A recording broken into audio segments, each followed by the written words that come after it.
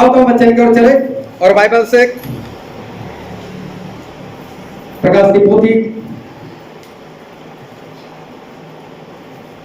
उसका 3रा अध्याय और 14 वचन से लेकर उसके आखिरी वचन तक हम पढ़ेंगे। लौदीकिया दी कलीसिया दे दूत ਨੂੰ ਇਉਂ ਲਿਖ ਪਈ ਜਿਹੜਾ ਆਮੀਨ ਹੈ, ਜਿਹੜਾ ਵਫਾਦਾਰ ਅਤੇ ਸੱਚਾ ਗਵਾਹ ਹੈ, ਜਿਹੜਾ ਪਰਮੇਸ਼ਵਰ ਦੀ ਸ੍ਰਿਸ਼ਟ ਦਾ ਮੁੱਢ ਹੈ। ਉਹ ਇਹ ਆਖਦਾ ਹੈ, ਮੈਂ ਤੇਰੇ ਕੰਮਾਂ ਨੂੰ ਜਾਣਦਾ ਹਾਂ ਭਾਈ, ਤੂੰ ਨਾ ਤਾਂ ਠੰਡਾ ਹੈ ਨਾ ਤੱਤਾ। ਮੈਂ ਚਾਹੁੰਦਾ ਹਾਂ ਜੋ ਤੂੰ ਠੰਡਾ ਜਾਂ ਤੱਤਾ ਹੁੰਦਾ तो तू सीलगर्म जो है ना तत्ता ना ठंडा, इस कारण मैं तेन अपने मुंह विच उगल सुट्टांगा। ਤੂੰ ਜੋ ਆਖਦਾ ਹੈ ਭਈ ਮੈਂ ਧਨਵਾਨ ਹਾਂ ਅਤੇ ਮੈਂ ਮਾਇਆ ਜੋੜੀ ਹੈ ਅਤੇ ਮੈਨੂੰ ਕਾਸੇ ਦੀ ਲੋੜ ਨਹੀਂ ਜਾਣਦਾ ਜੋ ਤੂੰ ਦੁਖੀ, ਬੰਦਭਾਗੀ, ਕੰਗਾਲ, ਅੰਨਾ ਅਤੇ ਨੰਗਾ ਹੈ। ਤਾਂ ਮੈਂ ਤੈਨੂੰ ਸਲਾਹ ਦਿੰਦਾ ਹਾਂ ਭਈ ਅੱਗ ਵਿੱਚ ਤਾਇਆ ਹੋਇਆ ਸੋਨਾ ਮੇਰੇ ਕੋਲੋਂ ਮੁੱਲ ਲੈ, ਤਾਂ ਜੋ ਤੂੰ ਧਨਵਾਨ ਹੋ ਜਾਵੇਂ ਅਤੇ ਚਿੱਟੇ ਬਸਤਰ ਲੈ, ਤਾਂ ਜੋ ਤੂੰ ਆਪਣੇ ਉਦਾਲੇ ਪਾਵੇਂ ਅਤੇ ਤੇਰੇ ਨੰਗੇਈ ਦੀ ਲੱਜਾ ਪ੍ਰਗਟ ਨਾ ਹੋਵੇ ਅਤੇ ਆਪਣੀਆਂ ਅੱਖੀਆਂ ਵਿੱਚ ਪਾਉਣ ਨੂੰ ਸੁਰਮਾ ਲੈ ਭਈ ਤੂੰ ਸੁਜਾਖਾ ਹੋ ਜਾਵੇਂ। ਮੈਂ ਜਿੰਨਿਆਂ ਨਾਲ ਪਿਆਰ ਕਰਦਾ ਹਾਂ ਉਹਨਾਂ ਨੂੰ ਝਿੜਕਦਾ ਅਤੇ ਤਾੜਦਾ ਹਾਂ। ਇਸ ਕਾਰਨ ਤੂੰ ਉਦਮੀ ਬਣ ਅਤੇ ਤੋਬਾ ਕਰ। ਵੇਖ ਮੈਂ ਬੂਹੇ ਉੱਤੇ ਖਲੋਤਾ ਅਤੇ ਖੜਕਾਉਂਦਾ ਹਾਂ। ਜੇ ਕੋਈ ਮੇਰੀ ਆਵਾਜ਼ ਸੁਣੇ ਅਤੇ ਬੂਹਾ ਖੋਲ੍ਹ ਦੇਵੇ ਤਾਂ ਮੈਂ ਉਹਦੇ ਕੋਲ ਅੰਦਰ ਜਾਵਾਂਗਾ ਅਤੇ ਉਹਦੇ ਨਾਲ ਪ੍ਰਸ਼ਾਦ ਛਕਾਂਗਾ ਅਤੇ ਉਹ ਮੇਰੇ ਨਾਲ ਛਕੇਗਾ। ਜਿਹੜਾ ਜਿੱਤਣ ਵਾਲਾ ਹੈ ਉਹਨੂੰ ਮੈਂ ਆਪਣੇ ਸਿੰਘਾਸਨ ਉੱਤੇ ਆਪਣੇ ਨਾਲ ਬਿਠਾਵਾਂਗਾ, ਜਿਸ ਪ੍ਰਕਾਰ ਮੈਂ ਵੀ ਜਿੱਤਿਆ ਅਤੇ ਆਪਣੇ ਪਿਤਾ ਦੇ ਨਾਲ ਉਹਦੇ ਸਿੰਘਾਸਨ ਉੱਤੇ ਬੈਠਾ। ਜਿਹਦੇ ਕੰਨ ਹਨ ਸੋ ਸੁਨੇ ਭਈ ਆਤਮਾ ਕਲੀਸਿया ਨੂੰ ਕੀ ਆਖਦਾ है। Hallelujah, hallelujah. परमेश्वर पिता का वचन हमारे लिए बहुत ही आशीषित है और परमेश्वर पिता का वचन सच्चा है और बाइबल में लिखा है यदि तू सच्चाई को जानेगा तो सच्चाई तुझे आजाद करेगी। Hallelujah, hallelujah. सारे लोग बहुत ध्यान से आज परमेश्वर के वचन को सुनना, क्योंकि परमेश्वर हम सभी से अपने वचन के जरिए एक बात करना चाहते, उसे हम हमारे दिल के जरिए ग्रहण कर और उसके अनुसार चलकर हम परमेश्वर के स्वर्ग राज्य के वारिस बन सकेंगे। Hallelujah, hallelujah. पूरा जो बाइबल है वो इज़राइल प्रजा के ऊपर लिखा गया और बाइबल में कहीं पर भी हम देखते हैं तो परमेश्वर ने इज़राइल प्रजा के बारे में जिक्र किया हुआ है। और जब प्रभु यीशु इस धरती पर थे उस वक्त प्रभु यीशु को उनके चेले राब्बी कहकर बुलाते थे, राब्बी कहकर बुलाते थे। राब्बी शब्द का मतलब होता है गुरुजी। Hallelujah, hallelujah. और इज़राइल में जो राबी है वो बनते रहते हैं, एक राबी चला जाता है तो दूसरा राबी बन जाता है। हाँ, एक शब्द होता है रब, एक होता है रब्बी और तीसरा होता है राबी।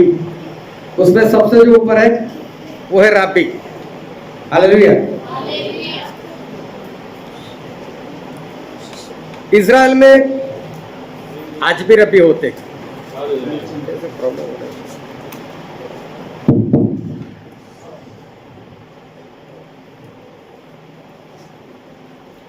हालेलुया। मेरे पास आकर कुछ होता है। Hallelujah, hallelujah, hallelujah. इज़राइल में आज भी रब्बी होते। पिछले दिनों में इज़राइल में एक रब्बी थे जिनकी आयु थी 94 साल, 94। काफी बूढ़े थे और जो मूसा की व्यवस्था है, मतलब उत्पत्ति से लेकर व्यवस्था सार तक जो 5 पुस्तक लिखी है जिनको तोरा भी कहा जाता है, ये उसके जानकार थे। और कुछ ज़्यादा ही जानकार थे। उन्होंने पिछले दिनों में ऐसा जाहिर किया कि जो मसीहा आने वाले, जो हमको छुड़ाने वाले आने वाले हैं, वो मसीहा हमारे दरवाजे तक पहुंच चुके हैं। इज़राइल के एक एक कोने कोने में, इज़राइल के एक एक गलियों में ये बातें प्रकट की गई कि मसीहा जो है वो आ रहे हैं। चारों जगह वहां पर ये बात जाहिर की गई। उसके बाद 2016 में अमेरिका में चुनाव हुआ और उस चुनाव के अंदर, आज आप पूरा ध्यान लगाकर सुनना, क्योंकि आज जो बातें आपको जानने को मिलने वाली है वो आपको कहीं से भी नहीं मिलने वाली। आप कुछ भी ढूंढो, कहीं पर भी ढूंढो, लेकिन आज की जो बात है वो मैं आपको कहना चाहता हूं कि आपको कहीं से नहीं मिलने वाली। जो इंफॉर्मेशन आज आपके पास आने वाली है वो बहुत ही गहरी है, और आज दुनिया में जो कुछ चल रहा है, दुनिया में जो बातें हो रही है, आप उससे अनजान हो, और इसलिए मैं उस बातों को परमेश्वर की सहायता से मैं आपको बताना चाहता हूं। तो अपना ध्यान जो है बनाए रखना। जब 2016 में अमेरिका में चुनाव हुआ और उस वक्त उस चुनाव में डोनाल्ड ट्रंप वो वहां के प्रेसिडेंट बन गए। जब वो प्रेसिडेंट बन गए तो उनको एक काम करना था कि जो यरूशलेम है, जो आज आधा यरूशलेम वो पैलेस्टाइन में चला गया है, और वर्षों से जब हम बाइबल पढ़ते आते हैं तो इज़राइल की जो राजधानी थी वो यरूशलेम थी। लेकिन अब इज़राइल की राजधानी वो यरूशलेम नहीं रही थी, लेकिन इज़राइल में एक और शहर है बड़ा सा जिसका नाम है तेल अवीव, वो उसकी राजधानी बन चुकी थी। लेकिन डोनाल्ड ट्रंप ऐसा करना चाहते थे, एक बार फिर से इज़राइल को राजधानी के रूप में वो यरूशलेम देना चाहते थे। तो उससे पहले उन्होंने अपने दो प्रधानों को इस रब्बी के पास भेजा जो इज़राइल में थे, और रब्बी जो थे किसी को मिलते नहीं थे, लेकिन किसी तरह से उनको मनवाया कि अमेरिका से आए हुए लोग हैं, अमेरिका के प्रधान लोग हैं, बड़े लोग हैं, आप कुछ भी करो लेकिन इनसे मिलो। और उन्होंने आकर एक ही सवाल किया उस रब्बी से कि हमारे प्रेसिडेंट डोनाल्ड ट्रंप ने एक ही सवाल पूछवाया है, और वो ये है मसीहा कब आने वाले। 2016 की मैं बात कर रहा हूं, और उस वक्त इस रब्बी ने कहा कि मसीहा हमारे घर के दरवाजे के पास आ चुके हैं, मतलब बहुत पास उनका आना है। और जब ये खबर इन प्रधानों ने डोनाल्ड ट्रंप को सुनाई, उसके बाद डोनाल्ड ट्रंप ने ये जाहिर कर दिया कि इज़राइल की राजधानी जो है वो तेल अवीव नहीं रहेगी, लेकिन अब से इज़राइल की राजधानी जो है वो यरूशलेम रहेगी। अमेरिका वो देश है इस दुनिया में कि समझो वो सारी दुनिया के ऊपर राज कर रहा है, उसको महासत्ता बोलते हैं, सभी देश के ऊपर उसकी ज्यादा चलती है। और अमेरिका ने जो अपनी कचहरी उस तेल अवीव में थी इज़राइल के, वहां से उठाकर उसे यरूशलेम में शिफ्ट कर लिया, वहां पर लेकर आए। इसका कारण एक ही था कि पूरी दुनिया देखेगी कि अमेरिका ने ऐसा काम किया, मतलब कि अब पक्का है कि इज़राइल की राजधानी वो यरूशलेम ही है, ताकि और भी जो पूरा देश है या पूरा वर्ल्ड है वो इसी बात को मान्यता दे दे और इसी बात में आगे बढ़े। अभी अभी तीसरे महीने की 20 तारीख को इजराइल के अंदर ये जो राबी थे वो राबी वो मर गए, लेकिन जाहिर कर गए कि मसीहा कहां पर है, दरवाजे तक आ चुके। हालेलुया। अब बहुत ध्यान से समझना है, प्रभु यीशु हमारे मसीहा बनकर आए थे और इजराइल वालों ने उस मसीहा को ग्रहण नहीं किया था। इजराइल ने प्रभु यीशु को मसीहा ग्रहण नहीं किया था, उन्होंने तो यीशु मसीह को मरवा दिए थे। और आज भी इजराइल जो है वो आज भी प्रभु यीशु को नहीं मान रहे, वो उनको मसीहा नहीं मान रहे। तो ये जो रब्बी है, उन्होंने किसके बारे में ऐसा कहा कि मसीहा दरवाजे तक पहुंच गए, जबकि वो लोग यीशु मसीह को तो मानते नहीं है। तो फिर उन्होंने किसके बारे में कहा कि मसीहा दरवाजे तक आ गए? हालेलुया। वो कह रहे हैं उस इंसान के बारे में जिसे हम मसीह का विरोधी कहते हैं, जिसे हम एंटी क्राइस्ट कहते हैं, जिसे हम दज्जाल कहते हैं, जिसे हम दरिंदा कहते हैं, जिसे हम पशु कहते हैं, उसके बारे में एक इजराइल के रब्बी ने बताया कि हमारा मसीहा वो बहुत ही पास में है और बहुत जल्द आ रहे। समझ लो कि वो मसीहा घर के दरवाजे तक आ गया है। हालेलुया। क्योंकि बाइबल में एक वचन लिखा है, यूहन्ना की इंजिल उसका 5वां अध्याय उसका 43-43,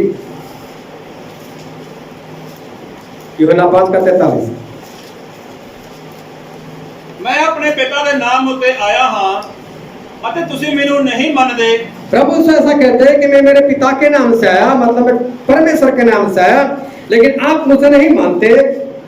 जे कोई और अपने नाम उते आवे तां ओनू, लेकिन अगर कोई अपने नाम से आएगा तां ओनू तुसी मन लोगे, लेकिन तब तुम उनको मान लोगे।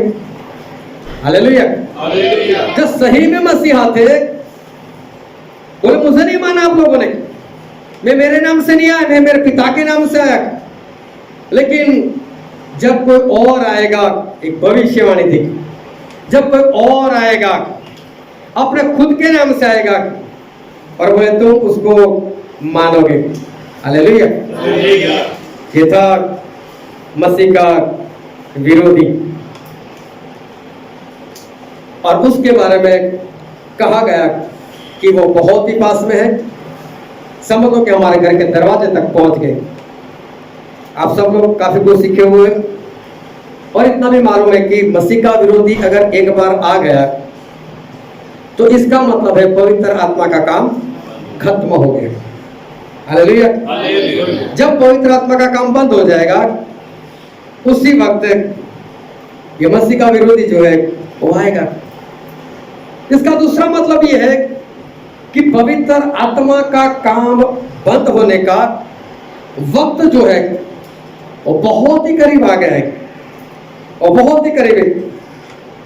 पिछले दिनों में 23 नवंबर को मैं जितनी भी बातें बोलता हूं उसको आपको नोट करना है तो नोट करके रखना। ये सारी बातें वो हो चुकी है और बातें हो रही है। 23 नवंबर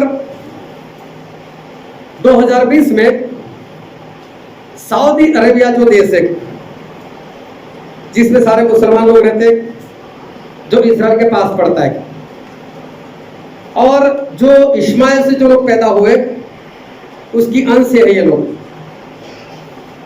उनका एक एयरपोर्ट था जो एयरपोर्ट बहुत ही कम चलता है, मतलब वहां पर जहाज बहुत ही कम आते हैं।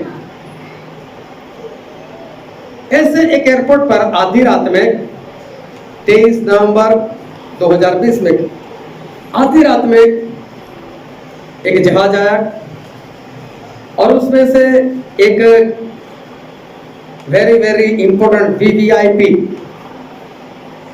एक इंसान उतरा। अभी तो कुछ ही मिनट हुए थे इतने में उसी वक्त एक दूसरा प्लेन भी आया। ये दूसरी जगह से आया था और उसमें से भी एक वीवीआईपी पर्सन जो था वो बाहर आया। इन दोनों को वहां से बाइज्जत एक कार में बिठाकर सऊदी अरब में वहां का जो राजा है, वहां पर राजा का राज चलता है, उस राजा का नाम है मोहम्मद बिन सलमान। उसके पास इन दोनों को ले जाया गया। 3 घंटे इन लोगों की मीटिंग चली। 3 घंटे मीटिंग चलने के बाद कुछ करार हुए उनके बीच में, कुछ योजनाएं बनी और कुछ एजेंडा पास हुए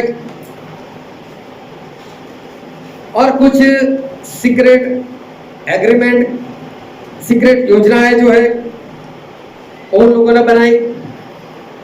और सुबह होने से पहले ये दोनों जहाज और जहाज में जो लोग आए थे वो वहां से चले गए अपने अपनी जगह पर।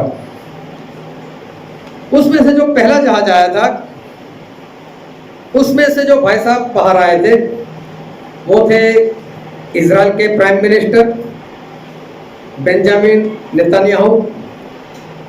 और दूसरा जो प्लेन था वो अमेरिका से आया था और उस प्लेन से जो भाई साहब बाहर आए थे वो थे अमेरिका के विदेश प्रधान। बहुत साल के बाद, बहुत दिनों के बाद इजराइल की गवर्नमेंट और इजराइल की टीवी ने इस बात की पुष्टि की कि हाँ 23 नवंबर को सऊदी अरब में एक मीटिंग हुई थी और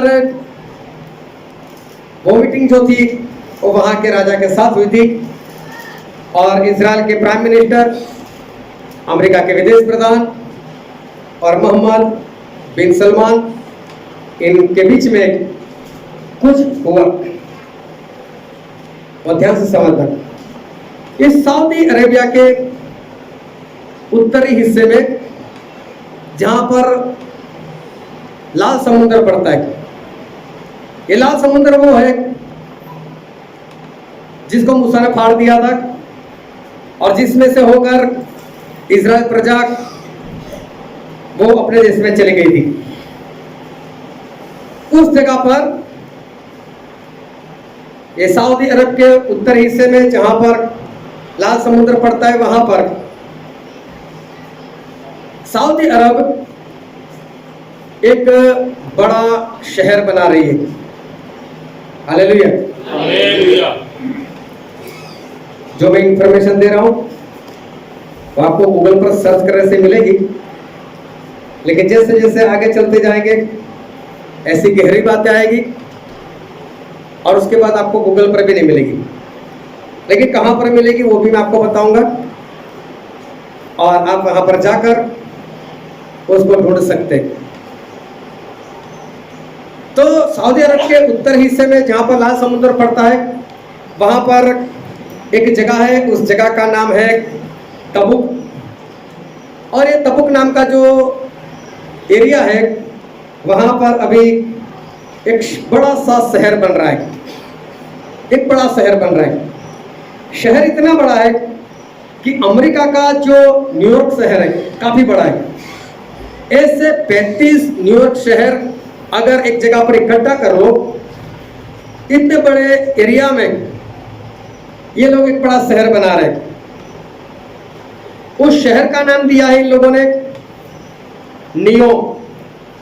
अगर गूगल पर सर्च मारोगे नियोम सिटी, उसकी वीडियोस, उसके फोटो, सब कुछ आपको मिल जाएगा।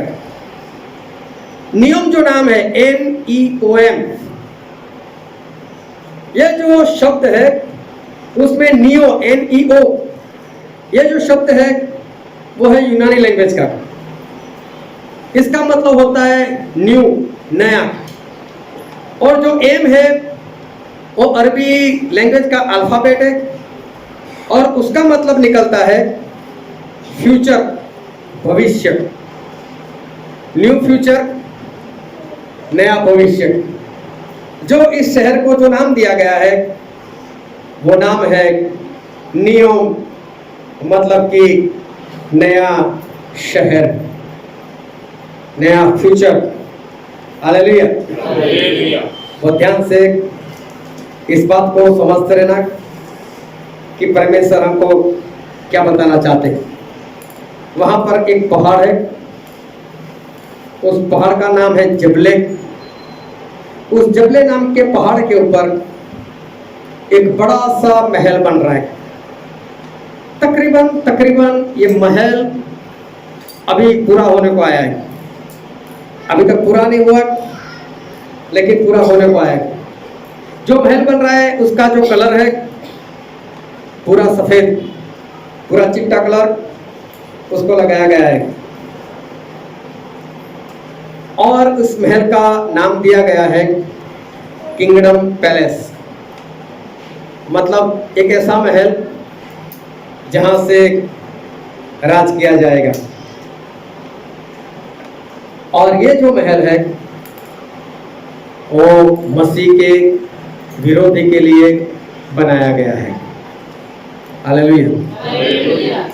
मसीह के विरोधी के लिए ये महल बनाया गया है। समझो खत्म होने को आए।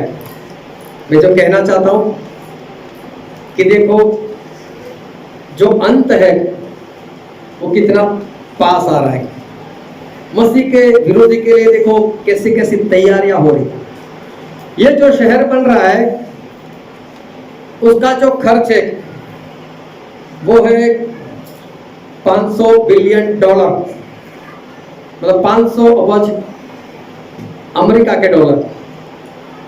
उसका गुना 75 कर देना, 75 कर देना, तो कितने रुपए लगते हैं वो आपको पता चल जाएगा।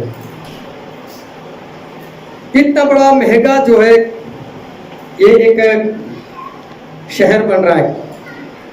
इतना ही नहीं, सऊदी अरब में बड़े बड़े बोर्ड लग गए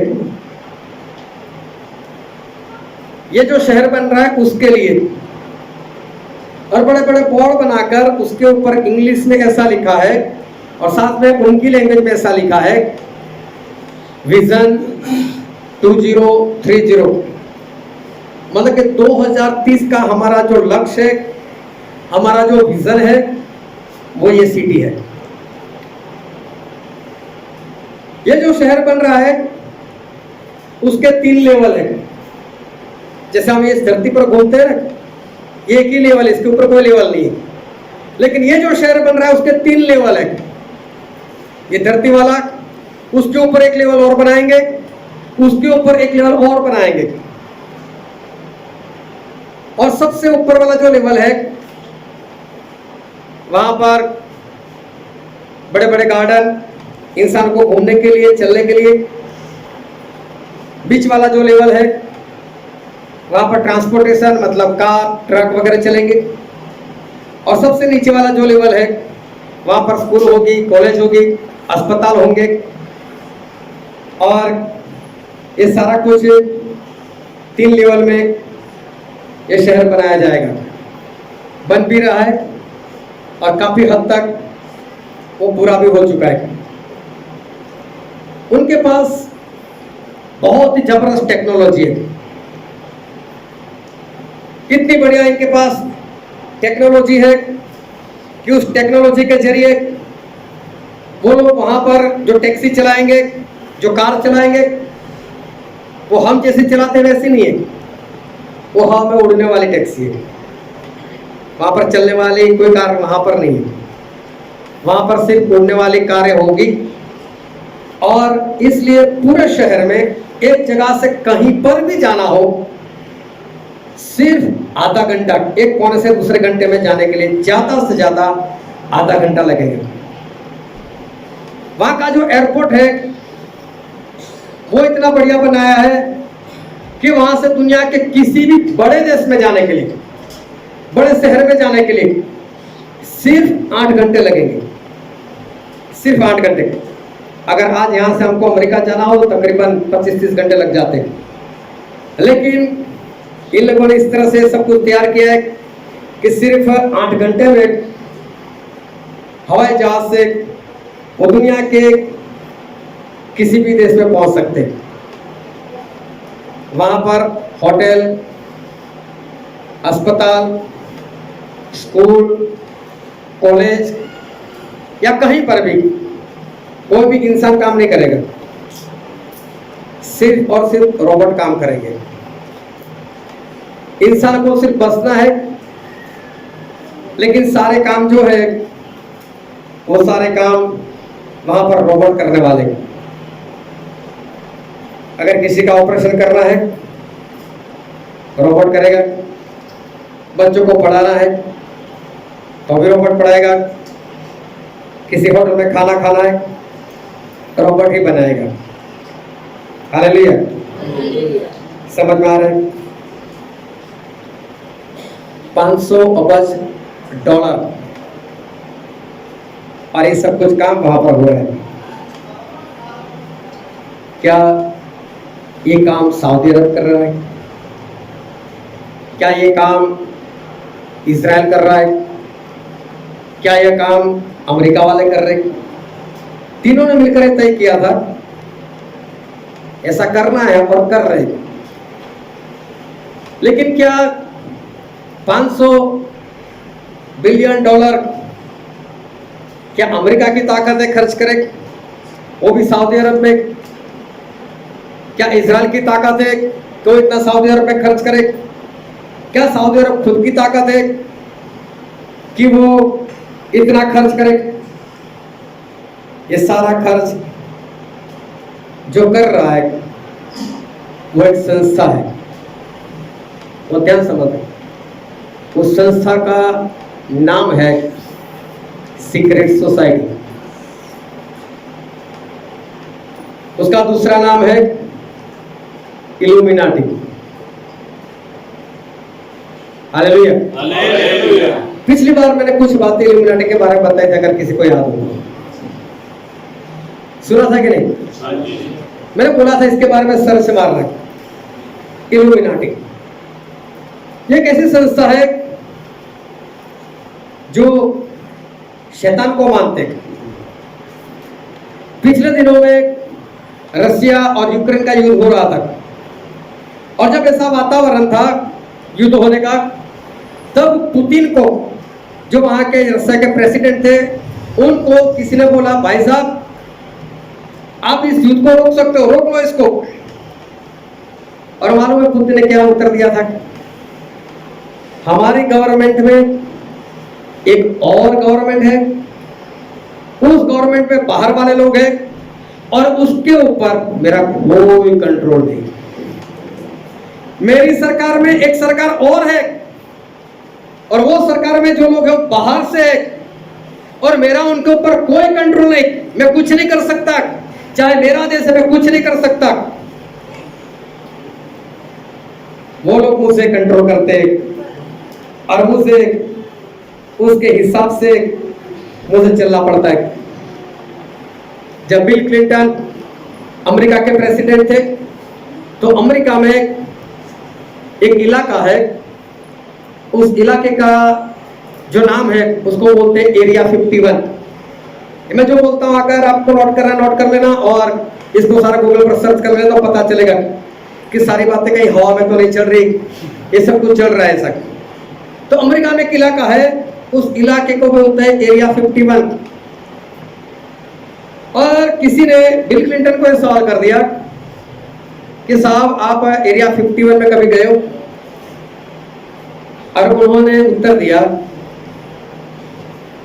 कि एरिया 51 में एक सरकार है जो मेरी सरकार में है, लेकिन मेरा उनके ऊपर कोई कंट्रोल नहीं, वो हमें चलाते। मैं प्रेसिडेंट होने के बावजूद आज तक मैं एरिया 51 में नहीं गया और मैं जा भी नहीं सकता। ये जो एरिया 51 है वहां पर इल्यूमिनाटी वाले हैं, वो लोग कहीं पर भी जा सकते हैं, लेकिन उनकी मर्जी के विरोध में उस जगह पर कोई भी नहीं आ सकता। अमेरिका में अगर किसी को भी प्रेसिडेंट बनना हो तो प्रेसिडेंट बनने से पहले उसको इल्यूमिनाटी का मेंबर बनना पड़ता है। अगर वो इल्यूमिनाटी का मेंबर ना बने तो वो वहां का प्रेसिडेंट गलती से भी नहीं बन सकता। इल्यूमिनाटी के पास अपने 2000 मेंबर हैं और 2000 मेंबर में बड़े बड़े देश के प्रेसिडेंट हैं और जिस देश में राजा लोगों को चलाते हैं वहां के राजा उनके मेंबर हैं। बड़े बड़े इंडस्ट्रियलिस्ट, बड़े बड़े इंडस्ट्री वाले, मतलब बड़ी बड़ी, मतलब जिसमें अरबों रुपया आते हैं, छोटे मोटे लोग नहीं, उनके मालिक वो उनके मेंबर बने हुए। अमेरिका की जो सुप्रीम कोर्ट है उसके जज वो भी उनके मेंबर है। ऐसे बड़े बड़े लोग वहां के मेंबर है। CIA एक ऐसी संस्था है जो अमेरिका की है, जो दूसरे देशों का भेद जानती है, जासूसी संस्था। इनका जो बॉस होता है वो भी उसका मेंबर है। IMF एक ऐसी संस्था है जो पूरी दुनिया को पैसे देती है, लोन देती है। दुनिया को मतलब देश को, अगर भारत को लोन चाहिए तो IMF के पास जाना पड़ेगा। सभी देशवासी इसके पास से पैसा लेते। उसका जो बॉस है वो भी इल्यूमिनाटी का मेंबर है। वर्ल्ड बैंक जिसको बोलते हैं वो भी दुनिया को लोन देती रहती है। उसका जो बॉस है वो भी इल्यूमिनाटी का मेंबर है। UNO, यूनाइटेड नेशनल ऑर्गेनाइजेशन, जो पूरी दुनिया पर हुकूमत करता है, उसका बॉस भी इल्यूमिनाटी का मेंबर है। WHO पिछले दिनों में बहुत फेमस हो गया, वर्ल्ड हेल्थ ऑर्गेनाइजेशन, कोरोना आने के कारण। उसका जो बॉस है वो भी इसका मेंबर है, इल्यूमिनाटी का मेंबर है। 2016 में अगर आप ऐसे अगर किसी को भी राजकारण में थोड़ा सा भी इंटरेस्ट होगा तो उसको मालूम होगा कि 2016 में जब अमेरिका में चुनाव हो रहा था तो हिलेरी क्लिंटन, सभी को ऐसा मालूम था कि यही यहाँ की प्रेसिडेंट बनेगी। ट्रंप पूरा नया था और डोनाल्ड ट्रंप पहली बार चुनाव लड़ रहे थे। उससे पहले उन्होंने कभी चुनाव लड़ा ही नहीं और डायरेक्ट प्रेसिडेंट का चुनाव लड़ रहे थे। और अमेरिका वाले कई लोग तो उसको पागल समझते, वो प्रेसिडेंट बनने वाले थे ही नहीं। लेकिन इल्यूमिनाटी वाले ने हिलेरी को ये बोला कि अगर आप प्रेसिडेंट बनते हो, मतलब बनाना उनकी याद में, तो आपको ये जाहिर करना है कि यरूशलेम जो है उसको इजराइल की राजधानी जाहिर करना है। अगर ऐसा करते तो अरब कंट्री जो है, अरब देश जो ईरान, इराक, सऊदी अरेबिया, ये सारे इसके विरोध में हो सकते हैं। इसलिए हिलेरी ने नहीं चाहा कि मैं ऐसा कुछ करूं, इससे मना कर दिया और एक ही रात में चुनाव का रिजल्ट बदल दिया गया और डोनाल्ड ट्रंप जो है वो वहां के प्रेसिडेंट बन गए। ये जो इल्यूमिनाटी है उसका जो सबसे बड़ा बॉस है, जो उसको चलाने वाला है, वो है इजराइल का ही इंसान, इसका मेन बॉस। और इनकी जो फैमिली है वो रॉथस्चाइल्ड फैमिली के नाम से जानी जाती है। पहली में 1776 में इल्यूमिनाटी की स्थापना हुई थी और ये स्थापना जो करने वाला था वो कोई और इंसान था, लेकिन वो मर गया। और उसके बाद ये इजराइल की फैमिली जो है उन्होंने, उनकी बड़ी बड़ी बैंक थी और उस वक्त वर्ल्ड में सबसे बड़ी बैंक इनकी थी। वो लोग इस इल्यूमिनाटी के मेंबर बन गए और वो ही उनके मालिक बन गए। आज इतने साल के बाद उनके फैमिली मेंबर 175 है और सारे के सारे 175 लोग जो है वो इल्यूमिनाटी के बॉस हुए। इनकी जो संपत्ति है वो $700 ट्रिलियन है। $1 ट्रिलियन बोले तो 10,000 अरब डॉलर। 10,000 अरब डॉलर मतलब $1 ट्रिलियन। उसका गुना 700 कर दो, मालूम है ऐसे कितनी दुनिया खरीद लेंगे वो लोग। इतने पैसे उन लोगों के पास पड़े हुए। और ये लोग जो इज़राइल के हैं, हालेलुया, वो आज इल्यूमिनाटी को इस तरह से वो चला रहे हैं। सोचो, जिनको परमेश्वर सबसे ज्यादा प्रेम करते हैं, जो परमेश्वर के चुने हुए लोग हैं, वो ही आज मसीह के विरोधी को लाने के लिए इस धरती पर वो काम कर रहे हैं। इनका जो इलाका है वो बहुत ही भयानक सा है और वहां पर इनकी मर्जी के बिना कोई नहीं जा सकता। आप सभी के पास ज्यादातर एंड्रॉयड मोबाइल है। एंड्रॉयड मोबाइल का मतलब होता है कि दुनिया अपनी मुट्ठी में। हालेलुया। सारे लोग ध्यान से समझते रहना, क्योंकि मैं कोई इंफॉर्मेशन देने नहीं आया, लेकिन मैं बच्चे से कुछ बात करने वाला हूं। तो हम जो वेबसाइट सर्च करते हैं, ढूंढते हैं गूगल से, या तो दूसरा हमारे पास है क्रोम, या तो कोई ओपेरा मिनी यूज करता है, उससे हम बहुत सारी वेबसाइट जो है ढूंढ सकते हैं। लेकिन इसको जो कहते हैं वो एक सरफेस लेवल कहते हैं। सरफेस लेवल मतलब जहां इस धरती के ऊपर हम रह रहे, ऊपर वाला लेवल, बस उसमें हजारों लाखों वेबसाइट है और आप उसको सर्च करते हो। लेकिन उसके नीचे, हालेलुया, मेरा ध्यान सभी पर जाता है, इसलिए आप अपना ध्यान इधर होता है। हालेलुया। आप इधर उधर देखते हो, हंसते हो, कुछ इशारा करते हो, तो मैं तो डिस्टर्ब नहीं होता, लेकिन पवित्र आत्मा डिस्टर्ब होती है। मैंने पहले ही बताया कि आज जो इन्फॉर्मेशन आपको मिलने वाली है वो कितनी गहरी है और किस तरह से आपके पास आई है, उसको जब जानोगे आपके रोंगटे खड़े हो जाएंगे।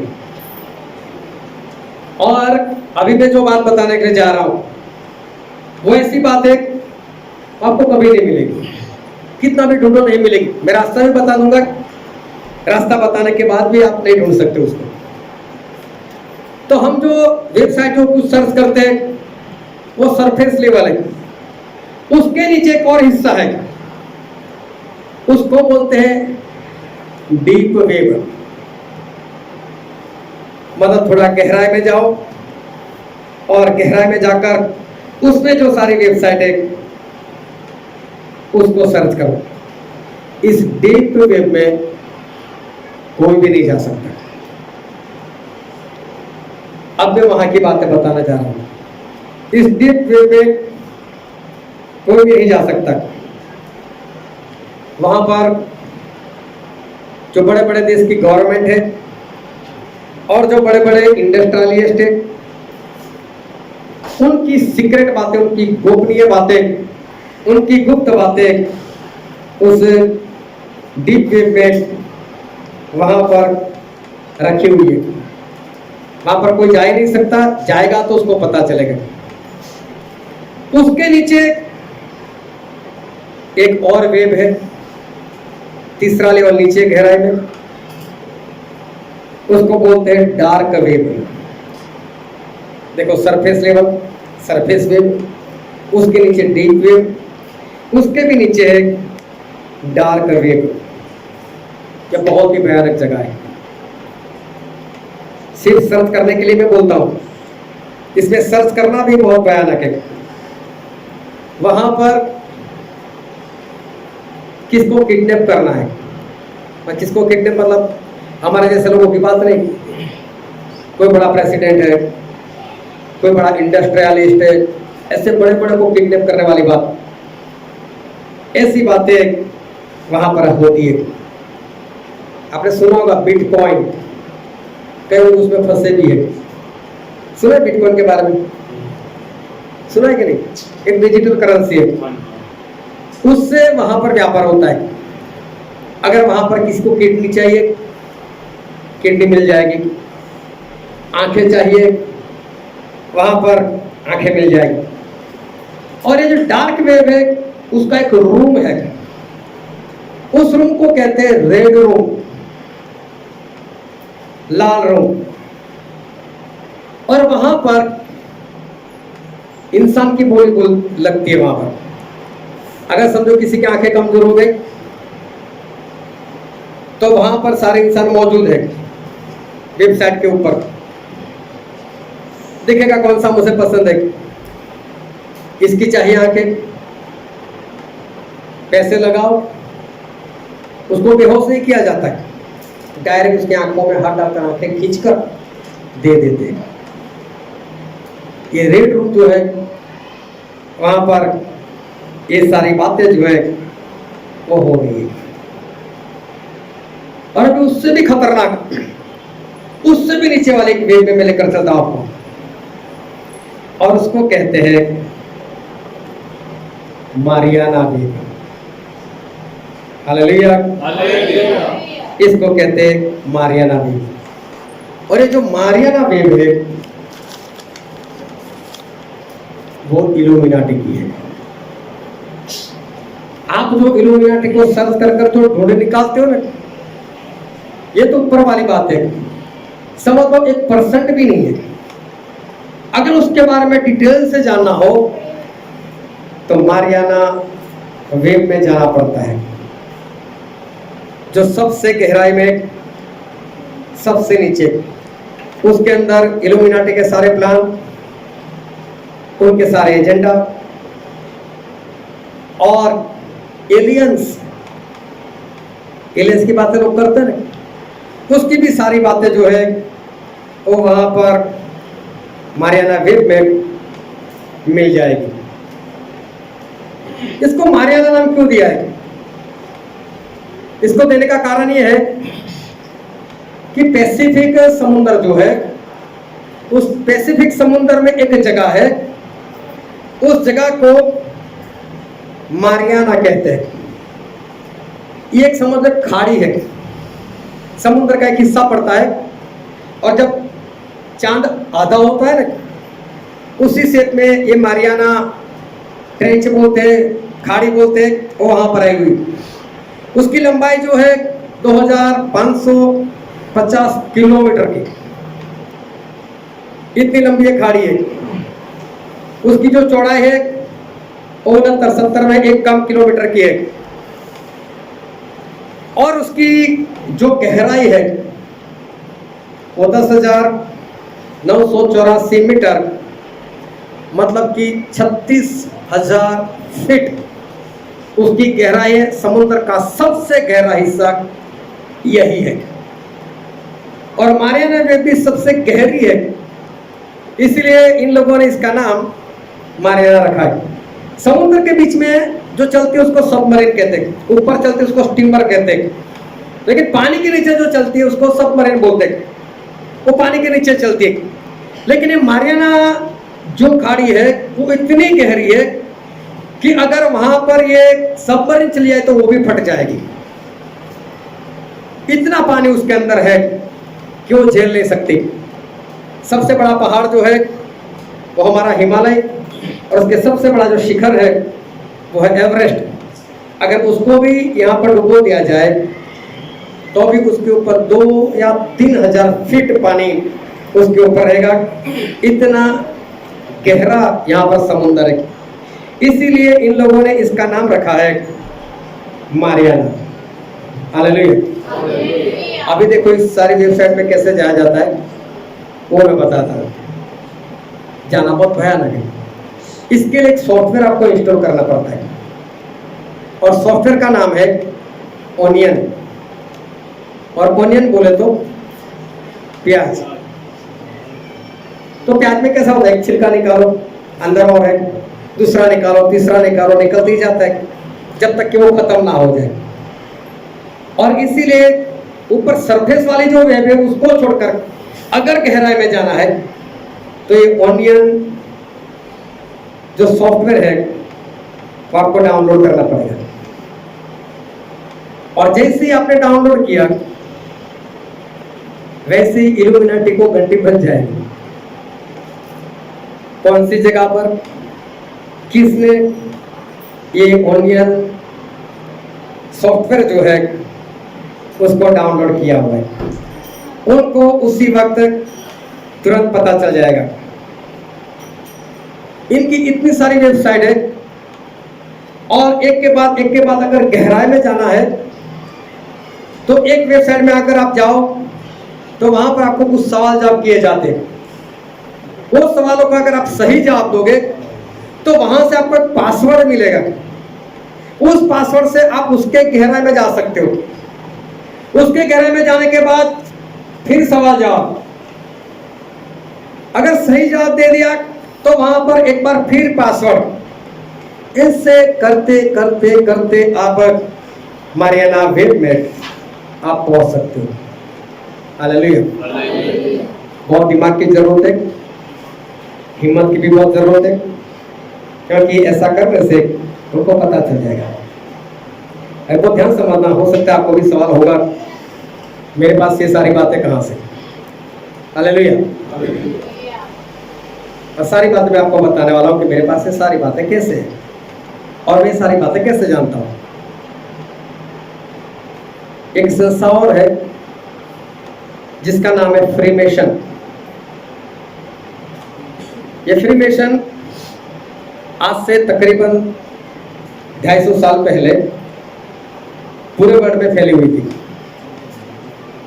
इनका काम था लोगों की भलाई करना, इनका काम था लोगों की सहायता करना। और इल्यूमिनाटी जब नई नई संस्था बनी तो उन्होंने चाहा कि हमको पूरे वर्ल्ड में फैलना है, हमें पूरे वर्ल्ड में काम करना है।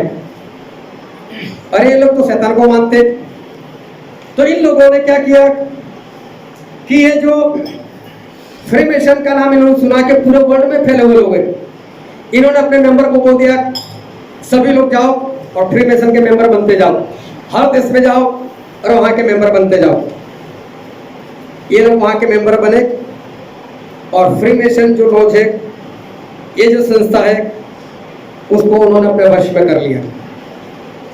और ये फ्रीमेशन की एक ऑफिस जो है वो हमारे गुजरात में, अहमदाबाद जो शहर है, मेरे पास उसका पक्का एड्रेस है और उसको मैंने देखा हुआ है। वहां पर एक बड़ी बिल्डिंग बनी हुई है। जब ये बनी होगी तब तो वहां पर वीरान होगा, आज तो बस्ती वहां पर हो गई। और वहां पर ये फ्रीमेशन की बिल्डिंग है और वहां पर आज भी हर शुक्रवार आधी रात को उन लोगों की मीटिंग बनी रहती है। एक भाई साहब थे जिनका नाम था आर्नोल्ड केरावाला और आज उनकी आयु है 72 साल। हालेलुया। जब वो 18 साल के थे तब इनकी पहचान ये फ्रीमेशन के बॉस के साथ हुई। उन्होंने इस लड़के को देखा कि काफी होशियार है, काफी दिमाग है, उस वक्त कंप्यूटर बहुत बढ़िया से चला सकते थे।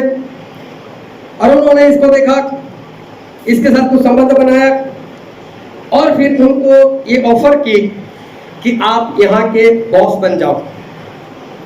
एक 18 साल के लड़के को, लेकिन संबंध बनाते बनाते कुछ 5-6 साल बीत चुके थे। हालेलुया। और ये भाई साहब जो है उनको मालूम नहीं था कि ये है क्या। और जो वहाँ का बॉस था उन्होंने ऐसा बोला कि मैं 75 साल का हो गया हूँ, मुझे भी यहाँ से निकलना है, लेकिन हमारा एक रूल है कि निकलने से पहले मुझे मेरे ही जैसा कोई इंटेलिजेंट, कोई होशियार हो, उसको यहाँ पर रखना पड़ेगा। और मेरी निगाह में तू है, तू यहाँ का बॉस बन जा, पूरा वर्ल्ड तुझे घूमने को मिलेगा, तू कहीं पर भी जाएगा तो घूम सकता है। ये भाई साहब भी घूमने के शौकीन थे, हाँ बोल दी, पर कोई बात नहीं, मैं पक्का बनूंगा। मसीह को मानने वाले और मसीह को जीवन समर्पित किए हुए ये व्यक्ति थे, लेकिन इनको इस संस्था के बारे में कुछ मालूम नहीं था। लेकिन ऐसा हुआ कि कोई पास्टर साहब इनके घर पर पहुंच गए। पास्टर साहब घर पर पहुंच गए, इनकी बात चली कि भाई साहब ने गवाही दी, मुझे तो बहुत बड़ी पोस्ट मिली है, ऐसी जगह मिली है। बोले कहाँ पर? और उन्होंने बताया इस इंसान ने मुझे दी, और वो इंसान के बारे में वो पास्टर जानते थे। वो डर गया, बोले कहाँ की बात कर रहा है तू? बोले फ्रीमेसन की बात कर रहा है। बोले हाँ। अरे बोले मालूम है वो कौन है? बोले शैतान के लोग हैं, गलती से भी जाना नहीं। हालेलुया, गलती से भी जाना नहीं। लेकिन 5, 6, 7 साल तक ये भाई साहब उनके कांटेक्ट में रहे थे, और काफी होशियार है। और वो भाई साहब उन्होंने सारा कुछ ढूंढ निकाला, और मेरे साथ वो कांटेक्ट में है, और इस कारण मुझे उनके जरिए ये सारी बातें जो है वो मुझे वो पता चली। और आज ये फ्रीमेसन भी जो है वो इजराइल के लोग चला रहे। उसके बाद इस भाई साहब ने बहुत सर्च किया। पिछले दिनों में वो रात के 10 बजे से लेकर सुबह 4 बजे तक नेट पर बैठ जाते थे और अपने कंप्यूटर से ये सारी बातें ढूंढने का प्रयत्न करते थे। एक के बाद वो नीचे जाते थे।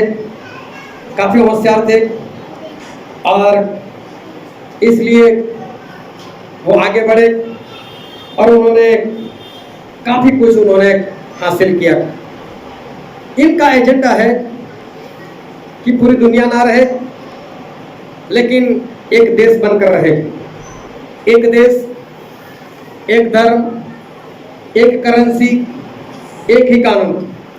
और देखो ये सारी बातें बाइबल में मसीह के विरोधी के बारे में लिखी कि जब मसीह का विरोधी आएगा उसी की गवर्नमेंट रहेगी, पूरी दुनिया में एक ही करेंसी रहेगी, एक ही धर्म रहेगा। दानियल की किताब पढ़ लो तो उसमें ये सारी बातें जो है वो आपको पता चलेगी। पूरी दुनिया में एक ही आर्मी, एक ही पुलिस, बस यही ये लोग चाहते हैं। और ये सारी बातें जो है वो बाइबल में वो लिखी है। ये सब लोग एक करना चाहते हैं, सभी कुछ एक। बैंक भी एक। देखना कई सारी बैंक जो है वो बंद हो रही है। जो बड़ी बड़ी बैंक है ना वो भी बंद हो जाएगी, क्योंकि ये सारा काम ये लोग कर रहे हैं। ये लोग इसलिए कर रहे हैं ऐसा ताकि मसीह का विरोधी जब आए वो अकेला सब कुछ जो है वो संभाल सके। अभी एक बात बताना चाह रहा हूँ, अगर हमरे भाई ने बोल दिया मोबाइल बंद कर दो, लेकिन मैं बोलता हूँ मोबाइल ऑन कर लो।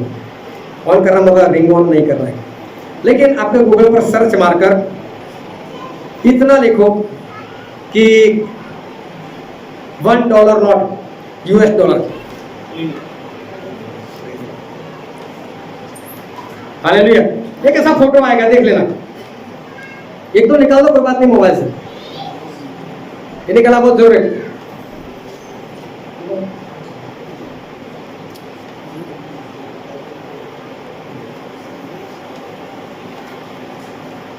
हालेलुया, निकाला किसी ने? उसके पीछे वाले हिस्से में जहां पर ऐसे 1 लिखा है, ये हिस्से में एक सिंबल बना हुआ है, और वहां पर एक पिरामिड के जैसा बना हुआ है। उसकी सीढ़ियां गिनो तो कितनी, देखो तो जो भी देख रहा हो गिनकर बताए। हाँ, उसकी सीढ़ियां, हाँ हाँ हाँ वही।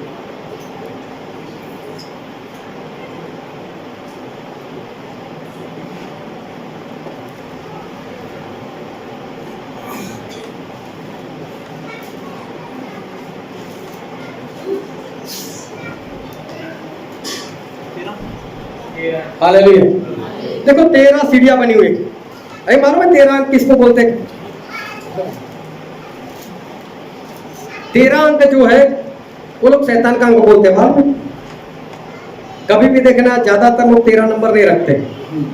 13 नंबर लोग शैतान का अंक समझते हैं।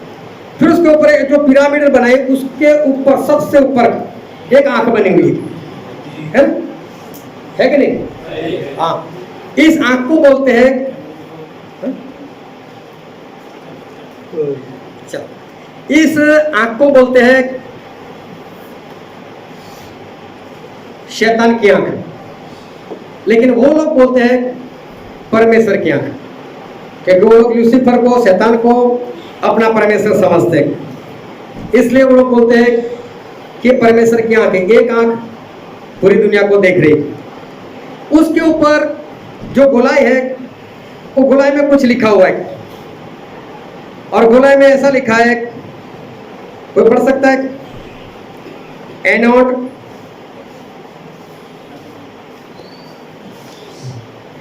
एनोड कोऑप्टिक,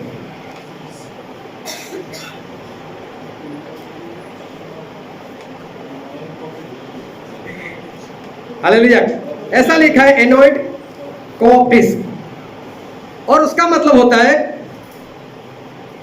हम सफल होंगे।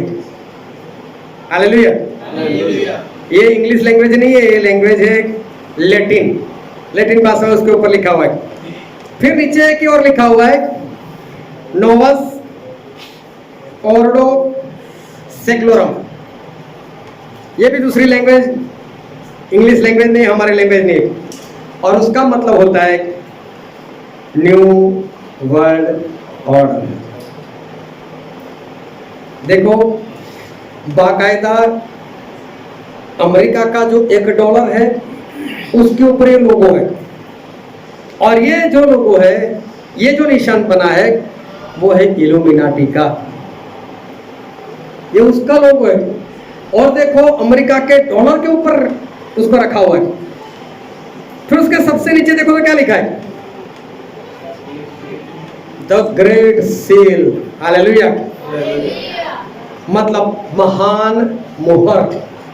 हमारे परमेश्वर को मोहर मारते हैं पवित्र आत्मा की, ये शैतान की मोहर के बारे में सबसे महान मोहर। हालेलुया। बहुत ध्यान समझना, पिछले दिनों में 2020 में नरेंद्र मोदी जी ने ये बाकायदा जाहिर किया कि कोरोना के बाद न्यू वर्ल्ड ऑर्डर आएगा। अगर आपको देखना है तो यूट्यूब के ऊपर उन्होंने वीडियो रखी हुई, आपको वहां से सुनने को मिल जाएगा। और अभी जो बाइडेन अमेरिका में प्रेसिडेंट बने, उन्होंने भी यही बात बताई कि न्यू ऑर्डर जो है वो आने वाला है।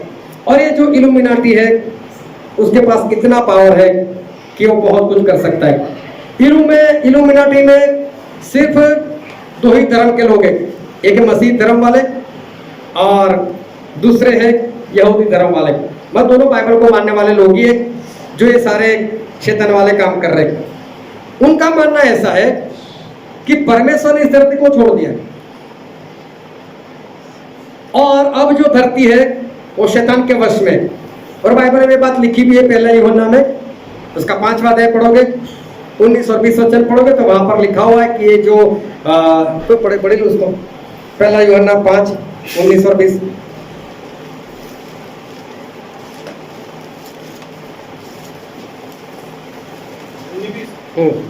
ਅਸੀਂ ਜਾਣਦੇ ਹਾਂ ਭਾਈ, ਅਸੀਂ परमेश्वर तो हाँ ਅਤੇ सारा संसार उस दुष्ट ਦੇ वश ਵਿੱਚ ਪਿਆ ਹੋਇਆ है। यहाँ पर स्पष्ट लिखा है कि सारा संसार, सारी दुनिया उस दुष्ट मतलब शैतान के वश में पड़ा हुआ है।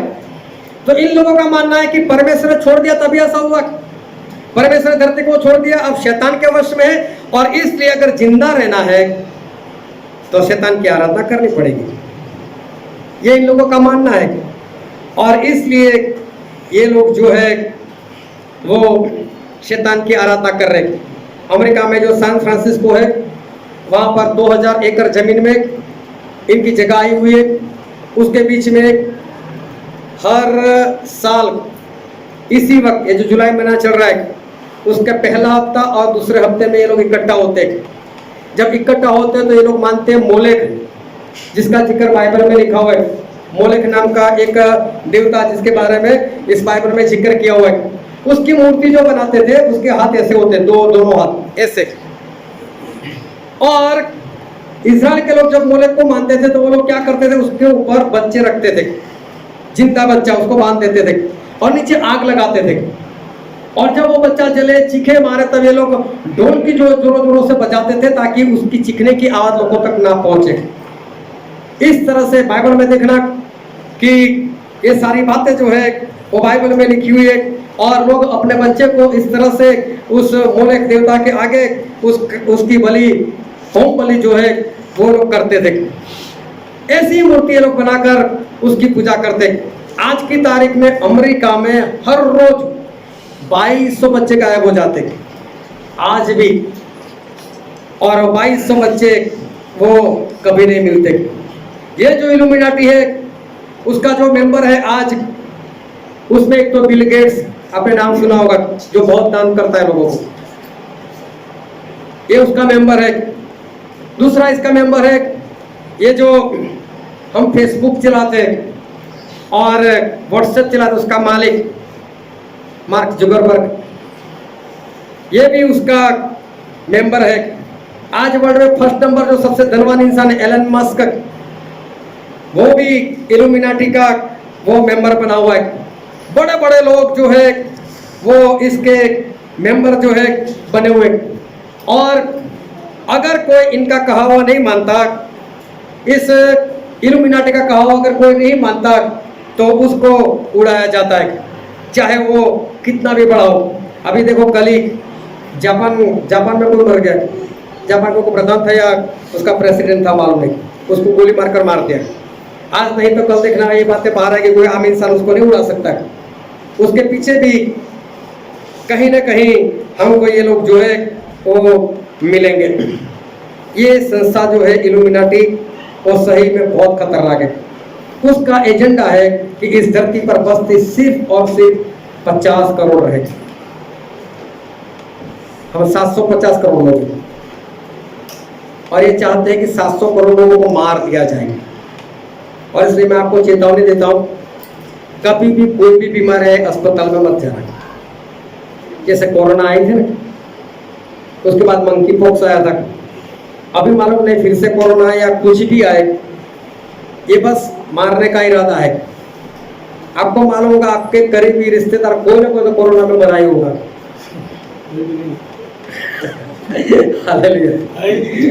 तो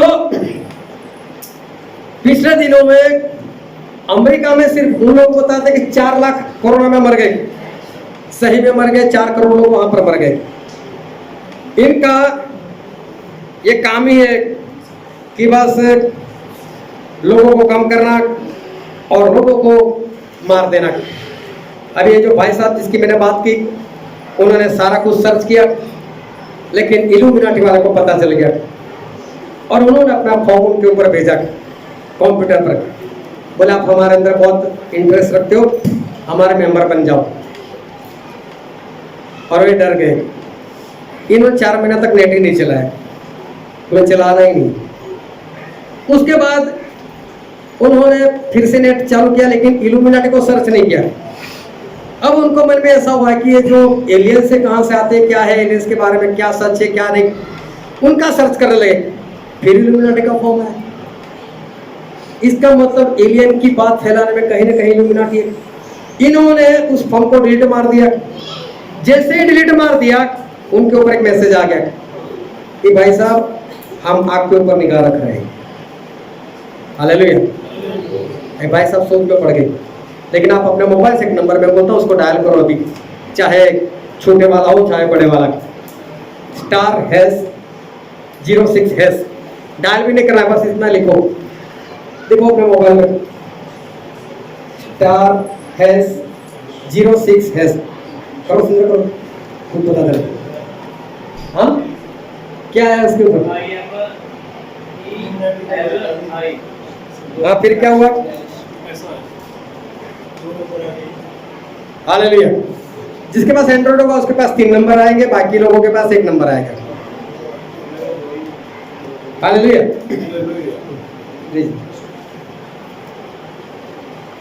यहाँ पर एक नंबर आता है, उसको बोलते हैं इंटरनेशनल मोबाइल इक्विपमेंट आइडेंटिफिकेशन। इसका एक नंबर 15 अंकों का नंबर आता है, और इस अंक से वो लोग आपके ऊपर आज भी निगाह रख रहे हैं। ये मत समझ आप सर्च नहीं करते, कोई बात नहीं, लेकिन फिर भी इन्हीं नंबर से वो आपके ऊपर निगाह रख रहे हैं। आप किसको कौन सा मैसेज भेजते हो, कौन सा फोटो भेजते हो, कौन सा वीडियो भेजते हो, आप कहीं पर छुपे हुए नहीं हो। और जब आप उनका अगर कुछ करोगे तो आपके ऊपर एक्शन भी वो लोग ले सकते हैं। हालेलुया। 2001 में सितंबर महीने में 9वें महीने में उसकी 11 तारीख में एक वारदात हुई थी अमेरिका में। मालूम है किसी को क्या हुआ था? हाँ, 2 प्लेन जो थे वो 2 टावर के ऊपर दे मारे थे, दोनों टावर गिर गए थे। हालेलुया। वर्ल्ड ट्रेड सेंटर को इन लोगों ने उड़ा दिया था। उड़ाने वाले थे ओसामा बिन लादेन, बाद में इन लोगों ने इनको मार दिया, ऐसा वो लोग कहते हैं। हालेलुया। लेकिन ये भी एक प्लान था और बरसों से इस प्लान को वो लोग जानते थे। किसको फिल्म देखने का शौक है? कोई हाथ उठाएगा? फिल्म देखने का शौक? हालेलुया। जो पुराने उन लोगों को छोड़ दिए। लेकिन एक फिल्म आई थी टर्मिनेटर 2, हॉलीवुड की फिल्म थी टर्मिनेटर 2। आर्नोल्ड श्वार्ज़नेगर उसका हीरो था। 2 मशीन वाले उसमें हीरो दिखाए थे। ये लोहे का बना हुआ था, दूसरा जो था वो मालूम नहीं किसी लिक्विड का बना हुआ था। उसको कितनी भी गोली मारो वापस जैसा था वैसा हो जाता था। याद है कि नहीं किसी को? ऐसा कुछ दिखा हुआ है कि नहीं? चलो कोई बात नहीं, इसको नोट कर लेना और बंदगी के बाद देख लेना। इसको एक वीडियो है उसके अंदर, नहीं ये देखने जैसा है। ये भी इसलिए देखने को कहता हूँ, उसमें एक लड़का होता है टर्मिनेटर 2, उसमें एक लड़का होता है, उसके पीछे विलन पड़ा होता है और वो मोटरसाइकिल से भागता है। उसको बचाने के लिए जो हीरो है वो उसके पीछे भागता है और जो विलन होता है वो ट्रक में उसके पीछा करता है। और तब ऐसा होता है कि जो हीरो होता है वो बच्चे के पास पहुंच जाता है, बच्चे को अपनी मोटरसाइकिल पर लेकर चला जाता है और पीछे से गोली चलाता है और पीछे जो ट्रक आता है उसका टायर पंचर हो जाता है, उसका बैलेंस नहीं रहता और ब्रिज के साथ टकरा जाता है और पूरी ट्रक जल जाती है। और उस ब्रिज के ऊपर लिखा हुआ था क्वेश्चन 9/11, मतलब चेतावनी 9/11, मतलब 9वां महीना 11वीं तारीख। और ये फिल्म आई थी 91 में और हादसा हुआ 2001 में। फिल्म के जरिए पहले इन्होंने बता दिया था ऐसा प्लान है। हालेलुया। मैं फिल्म देखने को नहीं बोल रहा, लेकिन मैं कुछ समझाना आपको चाहता हूँ कि देखो दुनिया में किस तरह से हो रहा है। आपको जितनी भी बातें बताई जाती है, जो भी आप सीखते हो, जो भी आप अखबार में पढ़ते हो, जो भी आप न्यूज़ में देखते हो, ये सारा छल है। जो है वो आपको दिखाया नहीं जाता, जो नहीं है वो आपको दिखाया जाता है। इल्यूमिनाटी वाले ने 2 मशीन बनाए हुए। एक मशीन का नाम है हार्ट, HAART, हार्ट। हार्ट का एक मतलब होता है हमारा दिल, लेकिन इस हार्ट का मतलब होता है high frequency active auroral research program. नाम बहुत बढ़िया रखा है इन लोगों ने। लेकिन ये मशीन जो है वो इसलिए बनाया है, और ध्यान समझ तक मैं डिटेल में नहीं जाता वो, ये मशीन इसलिए बनाया कि वो कभी भी इस धरती पर किसी भी देश में जब चाहे तब धरती को बुला सकते हैं। हम क्या समझते, परमेश्वर की ओर से हो रहा है ना, या तो कुछ होता है इसलिए धरती कम होते। इन्होंने ऐसी मशीन बनाई जब चाहे धरती कम ला सकते, जब चाहे ये लोग ज्वालामुखी को फाड़ सकते, जब चाहे ये लोग सुनामी ला सकते, जब चाहे बड़े से बड़ा तूफान ला सकते। ऐसा मशीन बनाया हुआ है। इसकी डिटेल अगर आप मेरे पास मांगोगे किस तरह से सब कुछ होता है तो मैं साइंटिफिकली समझाऊंगा, लेकिन अभी कुछ बोलूंगा तो आपके ऊपर से जाएगा, मजा नहीं आएगा कि किस तरह से होता है। लेकिन हम जो यहाँ पर रहते हैं उसको वातावरण बोलते हैं, इंग्लिश में बोलते हैं एटमॉस्फेयर। उसके ऊपर एक और आता है और इसके ऊपर जो आता है उसको बोलते हैं आयोनोस्फीयर। और वहां पर अगर कुछ गड़बड़ी होती है तब इस धरती पर सुनामी आती है या धरती कंप आता है। और ये लोग ने जो मशीन बनाया उससे उस तीसरे हिस्से में लोग गड़बड़ी करते हैं और चाहे वहां सुनामी लेकर आ सकते हैं। अभी कल बरसात अच्छी हुई, सभी को अच्छा भी लगा, लेकिन जब से मैंने जान लिया तब बरसात होता है तो भी मुझे आनंद नहीं आता। क्या मालूम इल्यूमिनाटी वाले करवा रहे हैं या परमेश्वर करवा रहे हैं। मशीन ऐसा बनवाई इन लोगों ने। और 2008 में इन लोगों को कुछ काम करवाना था, उस काम में जापान ने मना कर दिया, हम लोग नहीं करेंगे, उन्होंने साइन नहीं किया। 2-4 दिन के बाद आप देख लेना तो जापान में सुनामी आ गई, करोड़ों डॉलर का नुकसान हो गया, बहुत लोग मर गए। और जापान वाले भी ऐसे वैसे उन्होंने भी उनके साइंटिस्ट लगा दिए, देखो हुआ कैसे, कहाँ पर भूचाल आया, किस तरह सुनामी आई। जब उन्होंने ढूंढा तो पता चला ये तो किसी इंसान का काम है, ये ऊपर से नहीं हुआ। और तुरंत जाकर साइन कर दिया, भाई साहब हमको छोड़ दो। देखो पूरे देश को भी झुकना पड़ता है, जापान जैसे देश को झुकना पड़ता है इस इल्यूमिनाटी के सामने। हालेलुया। बहुत ध्यान से समझना, ये सारी घटना है आज इस धरती के ऊपर हो रही। ये लोग मसीह के विरोधी को बहुत जल्द बुलाने का प्रयत्न कर रहे हैं, बहुत जल्द ये लोग मसीह के विरोधी का जो राज है और इस धरती के ऊपर ये लोग लाना चाहते हैं। और बाइबल में एक वचन पढ़ते हैं, यिर्मयाह उसका 7वां अध्याय और 31 से पढ़ो तो।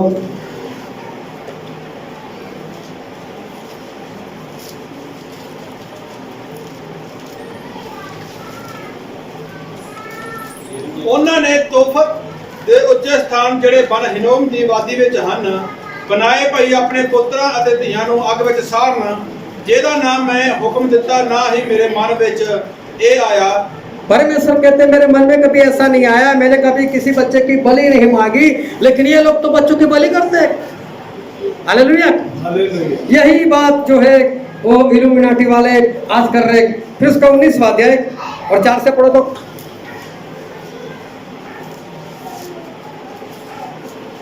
ਇਸ ਲਈ ਜੋ ਉਹਨਾਂ ਮੈਨੂੰ ਤਿਆਗ ਦਿੱਤਾ ਅਤੇ ਇਸ ਸਥਾਨ ਨੂੰ ਉਪਰੇ ਜੋਤੀਆਂ ਅੱਗੇ ਧੂਪ ਧੁਖਾ ਕੇ ਭ੍ਰਿਸ਼ਟ ਕੀਤਾ, ਜਿਨ੍ਹਾਂ ਨੂੰ ਨਾ ਉਹਨਾਂ ਦੇ ਪਿਓ ਦਾਦੇ ਨਾ ਯਹੂਦਾ ਦੇ ਪਾਸਾ ਜਾਣਦੇ ਸਨ। ਉਹਨਾਂ ਨੇ ਇਸ ਸਥਾਨ ਨੂੰ ਬੇਦੋਸ਼ਾਂ ਦੇ ਲਹੂ ਨਾਲ ਭਰ ਦਿੱਤਾ ਹੈ। ਉਹਨਾਂ ਨੇ ਬਾਲ ਦੇ ਉੱਚੇ ਸਥਾਨ ਬਣਾਏ ਭਈ ਆਪਣੇ ਪੁੱਤਰਾਂ ਨੂੰ ਹੋਮ ਦੀ ਬਲੀ ਕਰਕੇ ਬਾਲ ਲਈ ਅੱਗ ਵਿੱਚ ਸਾੜਨ, ਜਿਹਦਾ मैं ना ਉਹਨਾਂ ਨੂੰ ਹੁਕਮ ਦਿੱਤਾ ना ਗੱਲ ਕੀਤੀ ना मेरे मन ਵਿੱਚ ही आया। देखो फिर एक बार परमेश्वर बोलते हैं, ऐसा तो मेरे मन में भी कभी नहीं आया कि मैं कभी बच्चों की बलि मांगू। और ये लोग अपने बच्चे की बलि दे रहे हैं। लेकिन मत्ती में लिखा है, मत्ती उसका 28 अध्याय और उसका 18 वचन।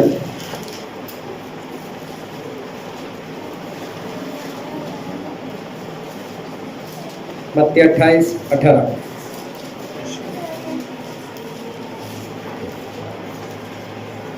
ਅਤੇ ਯਿਸੂ ਨੇ ਕੋਲ ਆਣ ਕੇ ਉਹਨਾਂ ਨਾਲ ਗੱਲਾਂ ਕੀਤੀਆਂ ਅਤੇ ਆਖਿਆ, ਆਕਾਸ਼ ਅਤੇ ਧਰਤੀ ਦਾ ਸਾਰਾ ਅਖਤਿਆਰ ਮੈਨੂੰ ਦਿੱਤਾ ਗਿਆ ਹੈ। परमेश्वर बोलते प्रभु यीशु, ऊपर आकाश पर और इस धरती पर सारा अधिकार मुझे दिया गया है। हालेलुया। हालेलुया। चाहे ये लोग कुछ भी करें, लेकिन प्रभु यीशु बोलते सारा अधिकार वो तो मेरे पास है। फिर रोमियो में लिखा है उसका 16 अध्याय 20 वचन।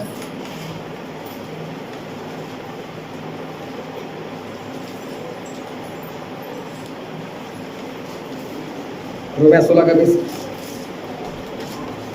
नहीं पढ़ते बाइबल के। ਅਤੇ ਸ਼ਾਂਤੀ ਦਾਤਾ ਪਰਮੇਸ਼ਵਰ ਸ਼ੈਤਾਨ ਨੂੰ ਚੱਬਦੇ ਤੁਹਾਡੇ ਪੈਰਾਂ ਦੇ ਹੇਠ ਮਿੱਧੇਗਾ। बहुत जल्द परमेश्वर शैतान को हमारे पैरों के नीचे कुचवा देंगे। देखो चाहे ये लोग कुछ भी करें, लेकिन आखिर में विजय जो है वो तो हमारा है। एक मशीन इल्यूमिनाटी वाले ने और बनाया है, और ये जो मशीन है उसका नाम रखा है CERN, CERN, CERN। उसका भी नाम बहुत बड़ा है, मैं उसको लेना नहीं चाहता अभी। लेकिन ये मशीन जो है वो आधा यूरोप में रखा है।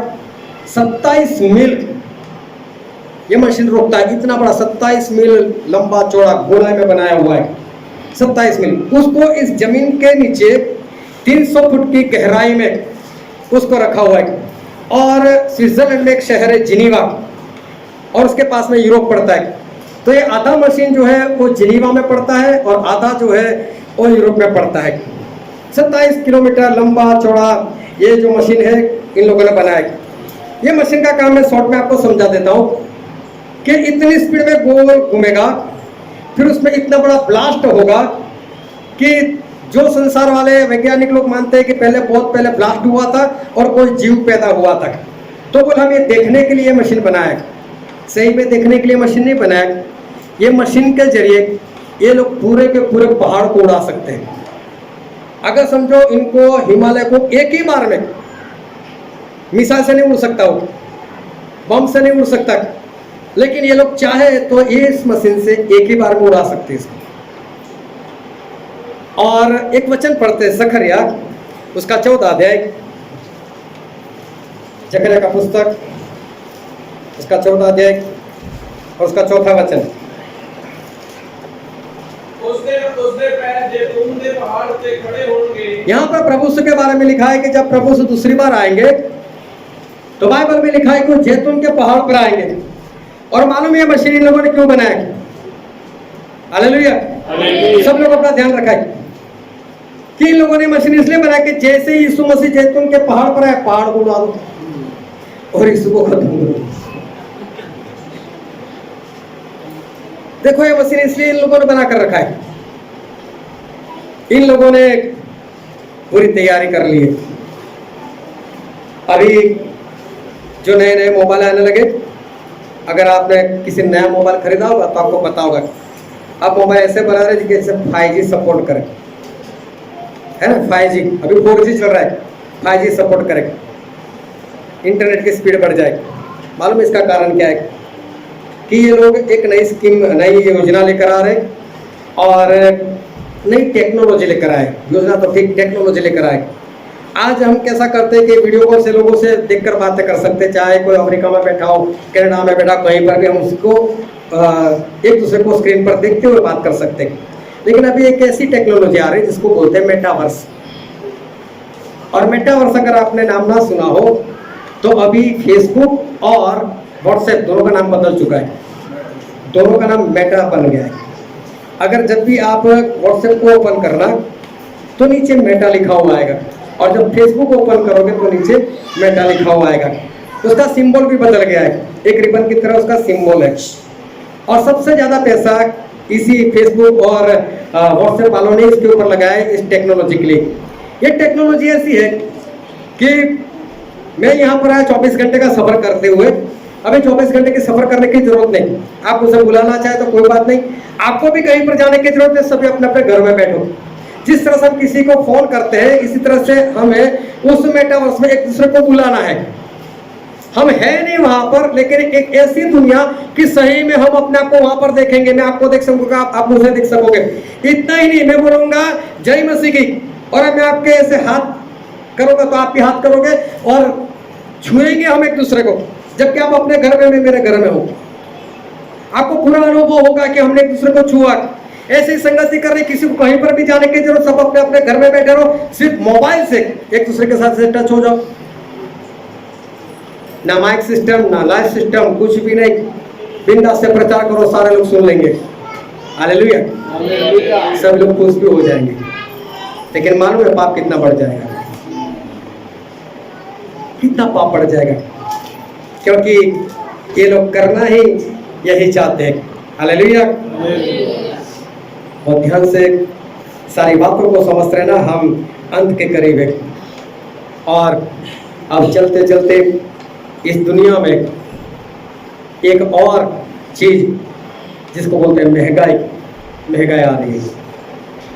अभी श्रीलंका में जाकर देखो, वहाँ पर चावल भी लोग खरीद नहीं सकते, इतने महंगे चावल हो गए। लोग अपना सोना देकर चावल खरीद रहे, सोना देकर। देखो कहाँ सोना और कहाँ चावल। और सफानिया नबी के पुस्तक में लिखा है, सफानिया उसका पहला अध्याय, उसका 18 वचन।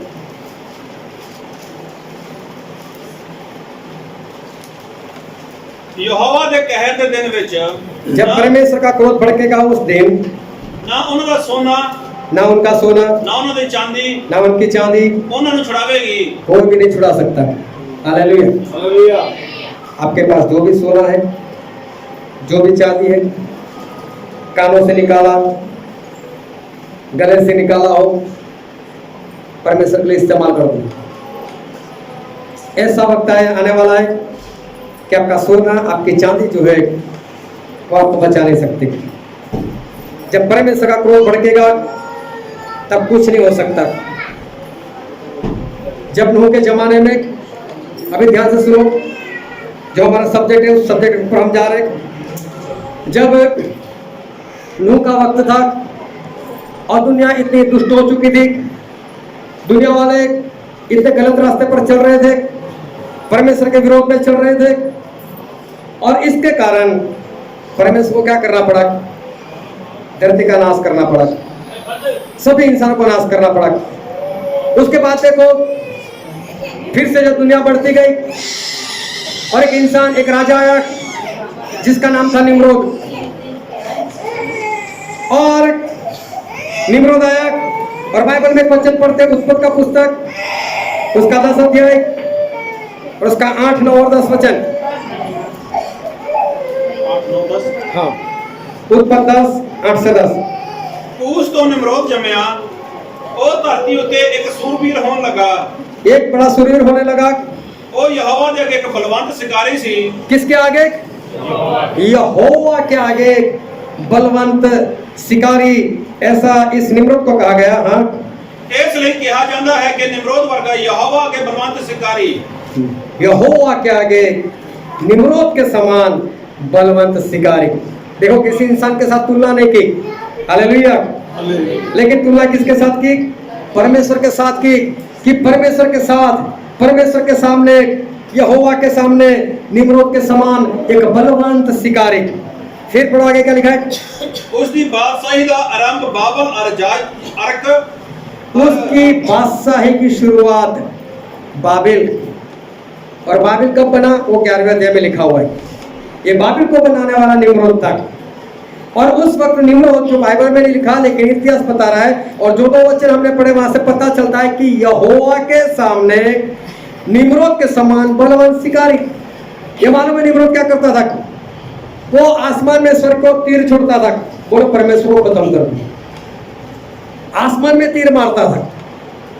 और देखो फिर परमेश्वर ने क्या किया? सभी की लैंग्वेज बदल दी। जब जब इंसान अपनी लिमिट क्रॉस करता है, अपनी हद को क्रॉस करता है, तब परमेश्वर पक्का उसका नाश करते हैं। हालेलुया। निम्रोद ने भी अपनी लिमिट जो थी उसको क्रॉस किया। जब सदोम और अमोरा में कितना पाप बढ़ गया, एक वचन पढ़ते हैं, उत्पत्ति उसका 19वां अध्याय उसका 5वां वचन। ਅਤੇ ਉਹਨਾਂ ਨੇ ਲੂਤ ਨੂੰ ਹਾਕ ਮਾਰ ਕੇ ਆਖਿਆ ਕਿ ਉਹ ਮਨੁੱਖ ਕਿੱਥੇ ਹਨ ਜੋ ਅੱਜ ਰਾਤ ਤੇਰੇ ਕੋਲ ਆਏ ਹਨ, ਉਹਨਾਂ ਨੂੰ ਸਾਡੇ ਕੋਲ ਬਾਹਰ ਲਿਆ ਤਾਂ ਜੋ ਅਸੀਂ ਉਹਨਾਂ ਨੂੰ ਜਾਣੀਏ। हालेलुया। हालेलुया। जानने का मतलब होता है एक होना और जिस्मानी एक होना। और ये लोग बोलते कि परमेश्वर को बाहर निकालो। परमेश्वर के साथ ये लोग कुकर्म करना चाहते थे, परमेश्वर के साथ बुरा व्यवहार करना चाहते थे। देखो क्या हो गया उनका, सारे लोग जलाए गए, सारे लोग वहां पर खत्म कर दिए गए। हालेलुया। जब जब इंसान अपनी लिमिट क्रॉस करता है, तब तब ऐसी बातें होती है कि परमेश्वर उस इंसान को ही वो खत्म कर देते। इन लोगों ने चाहा है कि जब भी प्रभु उस जैतून के पहाड़ के ऊपर आए, हम पूरा पहाड़ उड़ा देंगे और यीशु को भी उड़ा देंगे। क्या यीशु को भी उड़ा सकता है? और इसलिए बाइबल में क्या लिखा है हम पढ़ते हैं, जबूर उसका 2रा अध्याय, भजन संहिता जबूर उसका 2रा अध्याय और पढ़ो उसका 1ला वचन। ਕੌਮਾਂ ਤੁਹਾਨੂੰ ਦੰਡ ਪਾਉਂਦੀਆਂ ਹਨ ਅਤੇ ਉਹਨਾਂ ਵਿਅਰਥ ਸੋਚਾਂ ਕਿਉਂ ਕਰਦੀਆਂ ਹਨ। यहाँ पर लिखा है कि जो कौमा, अन्य जाति के लोग, ये सही में भविष्यवाणी थी। इल्यूमिनाटी वालों लोगों के लिए कहा जा रहा है, ये लोग क्यों तूफान मचा रहे हैं, क्यों ये लोग मेरे सामने आ रहे हैं, ये क्यों हल्ला मचा रहे हैं। आगे पढ़ो उसका 2रा वचन। यहोवा और ਉਹਦੇ ਮਸੀਹ ਦੇ ਵਿਰੁੱਧ ਧਰਤੀ ਦੇ ਰਾਜੇ ਉੱਠ खड़े होए। हाँ देखो, ये सारे उठ खड़े हुए, सारे एक मन हुए और परमेश्वर के विरोध में, और परमेश्वर के मसीह मतलब प्रभु यीशु के विरोध में ये सारे लोग एक हो रहे। तो देखो ये तो दुनिया में हो रहा है। मैंने सारी बातें बताई, वो इसलिए नहीं कि मेरे पास जानकारी है, मैंने सारी बातें बताई, कुछ वक्त में ले गया। इसका मतलब ये नहीं कि मैं आपको कुछ बताना चाहता हूँ, मैं आपको ये बताना चाहता हूँ कि जो बाइबल में लिखा है वो आज पूरा हो रहा है। ये धरती के लोग, धरती के राजा, जो बड़े बड़े लोग, पैसे वाले लोग, वो ये समझते कि हम यीशु को खत्म कर देंगे। बड़े बड़े मशीन बनाकर, टेक्नोलॉजी का इस्तेमाल कर कर ये सोच रहे कि परमेश्वर के लोगों को हम नाश में लेकर जाएंगे। ये लोग ये समझ रहे कि यीशु को हम आसानी से खत्म कर देंगे, क्योंकि इनके पास ऐसे मशीन है। ये लोग ये समझते हैं कि हम सब कुछ कर सकते हैं, हम परमेश्वर के समान बन चुके। ऐसा इनका मानना है। ये बोल रहे कि हम ये सारे जो धरती के राजा है वो परमेश्वर के विरोध में और परमेश्वर के मसीह के विरोध में इकट्ठा हो रहे। बस मैंने सिर्फ ये बातें बताई कि देखो सही में हो रहा है। जो जबूर में आज से कई साल पहले लिखा हुआ है वो आज परमेश्वर का वचन जो है वो पूरा हो रहा है। फिर पढ़ो उसका तीसरा वचन। ਭਈ ਆਓ ਅਸੀਂ ਉਹਨਾਂ ਦੇ ਬੰਧਨਾਂ ਨੂੰ ਤੋੜ ਛੱਡੀਏ ਅਤੇ ਉਹਨਾਂ ਦੀਆਂ ਰੱਸੀਆਂ ਆਪਣੇ ਉਦਾਲੇ ਲਾ ਛੁੱਡੀਏ। ਜਿਹੜਾ ਸੁਰਗ ਵਿੱਚ ਬੈਠਾ ਹੈ ਉਹ ਹੱਸੇਗਾ, ਪ੍ਰਭੂ ਉਹਨਾਂ ਨੂੰ ਮਖੌਲਾਂ ਵਿੱਚ ਉਡਾਵੇਗਾ। हालेलुया। ये बोलते हैं कि हम सब कुछ तोड़ देंगे, सब कुछ खत्म कर देंगे, लेकिन चौथा वचन एक बार फिर से पढ़ो। चलो। ਜਿਹੜਾ ਸੁਰਗ ਵਿੱਚ ਬੈਠਾ ਹੈ, लेकिन जो स्वर्ग में बैठा है, जो परमेश्वर है, वो हंसेगा। हालेलुया। कैसे हंसेंगे परमेश्वर? स्माइल दे नहीं देने वाले, वो हंसेगा। ये लोग मुझे मार देंगे, बड़ी बड़ी मशीन बनाकर मुझे खत्म कर देंगे। परमेश्वर हंसेंगे, ये इंसान है, कुछ नहीं कर सकते मुझे। लेकिन देखो इंसान कहां पहुंच चुका है। इन लोगों ने शैतान के साथ वाचा बांधी है, शैतान के साथ लिखती में एक करार हुए, और ये लोग चाहते हैं कि हम शैतान के साथ मिलकर इस तरह से हम प्रभु यीशु को खत्म कर देंगे। लेकिन परमेश्वर बोलते हैं मैं तो ऊपर बैठा बैठा हंसने वाला हूं, क्या करेंगे ये लोग उनसे? परमेश्वर बोलते हैं मेरे विरुद्ध में कोई भी आ नहीं सकता। लेकिन परमेश्वर आज मुझे और आपको कहते हैं, पढ़ो तो उसका 12 वचन, 2:12। ਪੁੱਤਰ ਨੂੰ ਚੁੰਮੋ ਅਤੇ हालेलुया। ਪੁੱਤਰ ਨੂੰ ਚੁੰਮੋ ਅਤੇ पुत्र को चूमो। चूमते कब है? जब उसके प्रति प्रेम होता है। हालेलुया। पुत्र कौन है? प्रभु यीशु है। बोल उससे प्रेम करो। चाहे धरती के राजा इकट्ठा हो तो उसके पीछे मत जाओ, इस टेक्नोलॉजी के पीछे मत पड़ो। ये मत समझो कि ये लोग यीशु को खत्म कर देंगे और हम लोग राज करेंगे। शैतान राज नहीं कर सकता। परमेश्वर आज हम बोलते हैं कि पुत्र को चुमा दो, मतलब कि उनसे प्रेम करो। फिर यूहन्ना में लिखा है, यूहन्ना रचित सुसमाचार उसका 2 अध्याय और पढ़ो तो उसका 6 वचन, यूहन्ना 2 और 6। ਅਤੇ ਯਹੂਦੀਆਂ ਦੇ ਸੁੱਧ ਕਰਨ ਦੀ ਰੀਤ ਅਨੁਸਾਰ ਪੱਥਰ ਦੇ 6 ਮੱਟ ਉੱਤੇ ਧਰੇ ਹੋਏ ਸਨ। ਹਾਲੇਲੂਇਆ। ਇੱਕ ਵਿੱਚ 2 ਜਾਂ 3 ਮਣ ਜਲ ਪੈਂਦਾ ਸੀ। हालेलुया। हालेलुया। सब थक तो नहीं गए? आया ना? थक गए कि नहीं? नहीं। तो बने रहो। हालेलुया। हालेलुया। अभी देखो काना नाम का जो गांव था उसमें सबसे पहले जो प्रभु से चमत्कार किया था उसकी यहाँ पर बात की। उस वक्त ऐसा होता था, हमारा सामान नहीं था कि बस बिजली का बटन दबाओ ऊपर टंकी भर जाएगी। लेकिन पहले क्या होता था कि बाहर ये लोग पत्थर से बने हुए कुछ टंकी के सामान रखते थे और बाहर से कोई भी आता था अपने हाथ पैर धोकर वो घर के अंदर आता था, क्योंकि चलते चलते इनको घूमना था। तो बोले ऐसी जगह थी। अभी फिर से पढ़ते 6 वचन। ਅਤੇ ਯਹੂਦੀਆਂ ਦੇ ਸੁੱਧ ਕਰਨ ਦੀ ਰੀਤ ਅਨੁਸਾਰ ਪੱਥਰ ਦੇ 6 ਮੱਟ ਉੱਤੇ ਧਰੇ ਹੋਏ ਸਨ, ਜੋ ਹਰੇਕ ਵਿੱਚ 2 ਜਾਂ 3 ਮਣ ਜਲ ਪੈਂਦਾ ਸੀ। इसमें 2 या 3 मन तक पानी जो था वो होता था। अभी हुआ ऐसा कि दाखरस खत्म हो गया। हाँ पढ़ो ਆਗੇ। हाँ। ਯीशु ਨੇ ਉਹਨਾਂ ਨੂੰ ਆਖਿਆ ਮੱਟਾਂ ਵਿੱਚ ਜਲ ਭਰੋ। ਸੋ ਉਹਨਾਂ ਨੇ ਮੱਟ ਨੱਕੋ ਨੱਕ ਭਰ ਦਿੱਤੇ। ਫਿਰ ਉਸ ਨੇ ਉਹਨਾਂ ਨੂੰ ਆਖਿਆ ਹੁਣ ਕੱਢੋ ਅਤੇ ਸਭਾ ਦੇ ਪ੍ਰਧਾਨ ਕੋਲ ਲੈ ਜਾਓ। हालेलुया। ਉਹ ਲੈ गए। अभी देखो प्रभु ने ऐसा बोला कि इसको भर दो और उन्होंने उसमें पानी भर दिया। लेकिन देखो ये रखे क्यों थे? हाथ पैर साफ करने के लिए। इसका मतलब ये है कि अगर हाथ पैर साफ करने के लिए रखे होंगे तो पहले भी भरे हुए होंगे, चाहे पूरे नहीं, जो लोग आए होंगे उन्होंने हाथ पैर धोए होंगे, लेकिन अंदर कुछ तो पानी होगा, चाहे आधा भरा हुआ होगा चाहे पौना भरा हुआ होगा, क्योंकि हाथ पैर धोने के लिए ऊपर कर रखते थे। लेकिन प्रभु से क्या बोलते हैं? इसको पूरा भरो। लेकिन ये तो हाथ पैर धोने के लिए था। इसलिए प्रभु यीशु ने जो कहा उसका मतलब ये था कि पहले तो ये जो है उसको पहले खाली कर दो, क्योंकि अभी जो मैं बनाने लेके जा रहा हूँ तो दाखरस है, तो पहले इसको तो खाली कर दो और फिर इसको पूरा भर दो। इन लोगों ने पानी भर दिया। फिर प्रभु यीशु ने बोला अभी इसमें से निकालो और जाकर जो दाखरस बनाने वाला उसको सबसे पहले दिखाओ कि कैसा है। और उसने चेक कर बोला कि बहुत बढ़िया ये दाखरस बना है। कोई नहीं जानता था ये कहाँ से है। ये पत्थर का जो मटका है वो कोई और नहीं, हम लोग हैं। हमारे अंदर पहले जो पानी भरा हुआ है ना, पहले उसको बाहर निकाल कर फेंको और फिर परमेश्वर का पानी मतलब वचन से भर जाओ, ताकि आप पवित्र आत्मा से भर जाओ। और पवित्र आत्मा से भर जाओ तो ये सारी बातें हमें समझ में आएगी।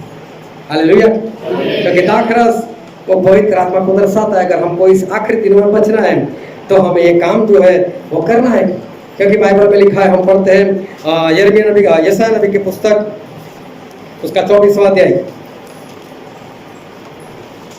यशायाह 24 उसका 18वां वचन। ਇਉਂ ਹੋਵੇਗਾ ਕਿ ਭੌਂ ਦੇ ਰੌਲੇ ਤੇ ਭੱਜਿਆ ਹੋਇਆ ਭੌਰੇ ਵਿੱਚ ਡਿੱਗੇਗਾ ਅਤੇ ਭੌਰੇ ਵਿੱਚੋਂ ਉਤਾਹਾਂ ਆਇਆ ਹੋਇਆ ਫੰਦੇ ਵਿੱਚ ਫਸੇਗਾ, ਕਿਉਂ ਜੋ ਉੱਪਰੋਂ ਖਿੜਕੀਆਂ ਖੁੱਲ ਗਈਆਂ ਅਤੇ ਧਰਤੀ ਦੀਆਂ ਨੀਹਾਂ ਹਿੱਲ गईਆਂ ਹਨ। बाइबल में लिखा है कि धरती की नींव जो है वो हिल चुकी है। हालेलुया। हालेलुया। धरती की नींव हिल चुकी है। फिर उसका 51वां अध्याय, हाँ 51 और उसका 6 वचन। ਆਪਣੀਆਂ ਅੱਖਾਂ ਆਕਾਸ਼ ਵੱਲ ਚੁੱਕੋ ਅਤੇ ਹੇਠਾਂ ਧਰਤੀ ਉੱਤੇ ਨਿਗਾਹ ਕਰੋ। ਆਕਾਸ਼ ਦਾ ਧੂਏ ਵਾਂਗ ਅਲੋਪ ਹੋ ਜਾਵੇਗਾ ਅਤੇ ਧਰਤੀ ਕੱਪੜੇ ਵਾਂਗ ਪੁਰਾਣੀ ਪੈ ਜਾਵੇਗੀ। ਉਹਦੇ ਵਾਸੀ ਮੱਛਰਾਂ ਵਾਂਗ ਮਰ ਜਾਣਗੇ, ਪਰ ਮੇਰੀ ਮੁਕਤੀ ਸੰਦੀਪਕ ਹੋਵੇਗੀ ਅਤੇ ਮੇਰਾ ਧਰਮ ਅਨੰਤ ਹੋਵੇਗਾ। परमेश्वर बोलते धरती चली जाएगी। फिर आगे पढ़ते हैं जबूर में उसका 82 82 जबूर 82 उसका 5वां वचन। ਉਹ ਨਹੀਂ ਜਾਣਦੇ ਨਾ ਸਮਝਦੇ ਹਨ, ਉਹ ਹਨੇਰੇ ਵਿੱਚ ਫਿਰਦੇ ਹਨ। ਧਰਤੀ ਦੀਆਂ ਸਾਰੀਆਂ ਨੀਹਾਂ ਡੋਲ ਜਾਂਦੀਆਂ ਹਨ। एक बार फिर से यहाँ पर लिखा है कि धरती की नींव हिल जाती है। हालेलुया। हालेलुया। मैंने पहले ही बताया कि ऐसे मशीन बनाए हुए, और जापान में तो सुनामी लेकर आ भी गए, और सुनामी तभी होती है जब धरती की नींव हिलती है।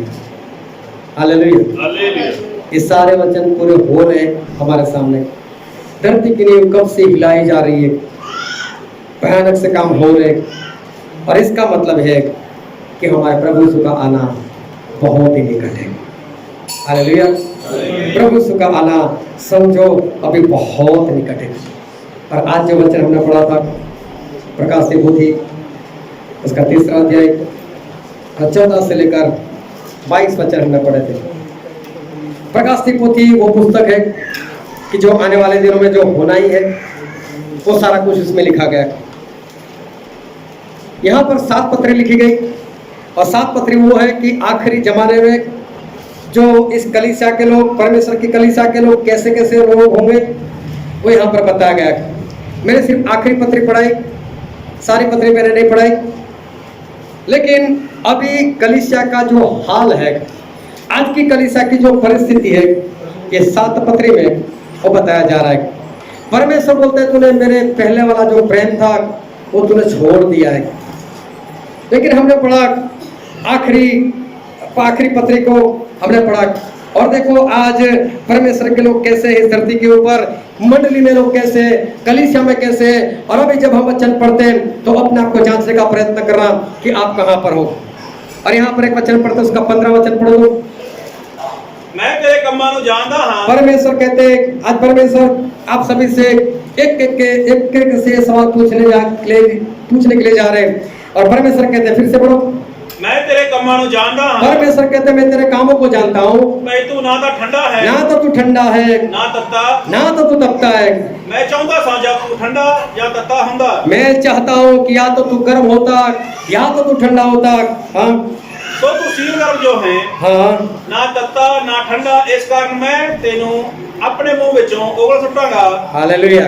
परमेश्वर बोलते हैं ना तो तू गर्म है ना तो तू ठंडा है, लेकिन तू बीच में है। क्या प्रभु ने सवाल किया तू ठंडा है? क्या प्रभु से सवाल किया तू गर्म है? क्या प्रभु से ये भी सवाल किया कि तू बीच में है, गुनगुना है? वो तो जानते हो, तो स्पष्ट बोलते हैं। हालेलुया। हालेलुया। आज मैं आपसे सवाल करता हूं, अपने आप को जांच कर मुझे बताओ कि क्या आप ठंडे पड़ चुके हो, कि क्या आप गर्म हो, या कभी कभी ठंडे या कभी कभी गर्म हो।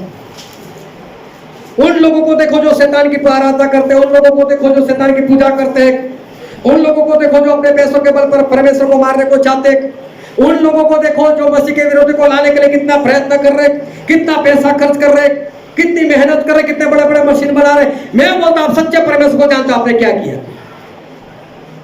आप तो उनसे ज्यादा होशियार हो। मैंने एक ही बात बताई कि लोग चाहते हैं कि जैतून पहाड़ को उड़ा दिया जाए, सभी लोग हंसने लगे। हंसे क्यों? क्योंकि आपको मालूम ऐसा नहीं हो सकता, हमारा परमेश्वर महान है।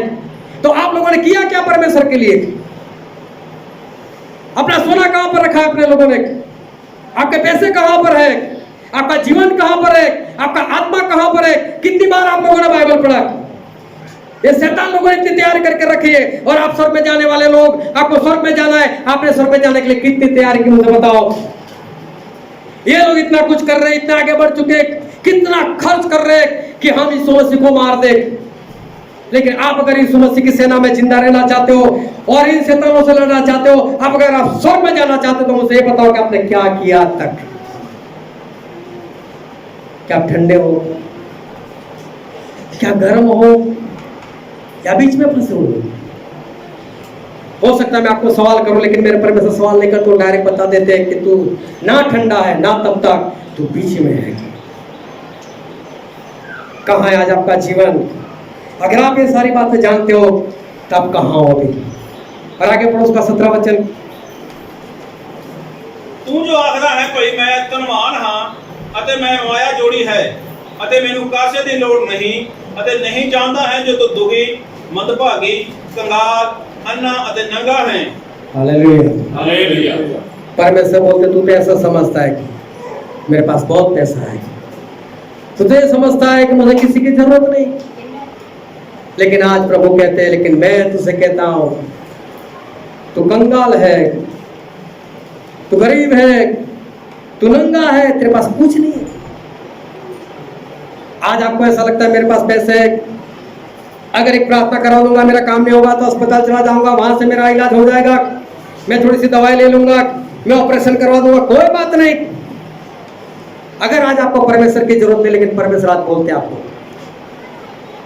परमेश्वर कहते हैं, लेकिन मैं कहता हूं तू मेरे सामने नंगा है, तेरे पास कुछ नहीं। मैं ये कहना चाहता हूं कि लोग इतनी तैयारियां कर रहे हैं जो मसीह को नहीं मानते, तो जो मसीह को मानने की बात कर रहे हैं, आज आप लोग कहां पर? आज आप कहां पर?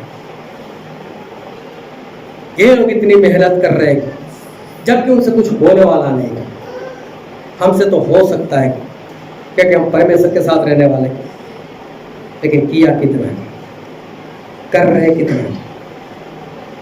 जैसा भविष्यवक्ता जैसा नबी के पुस्तक में हम पढ़ते एक वचन, उसका 52वां अध्याय 52 उसका पहला वचन,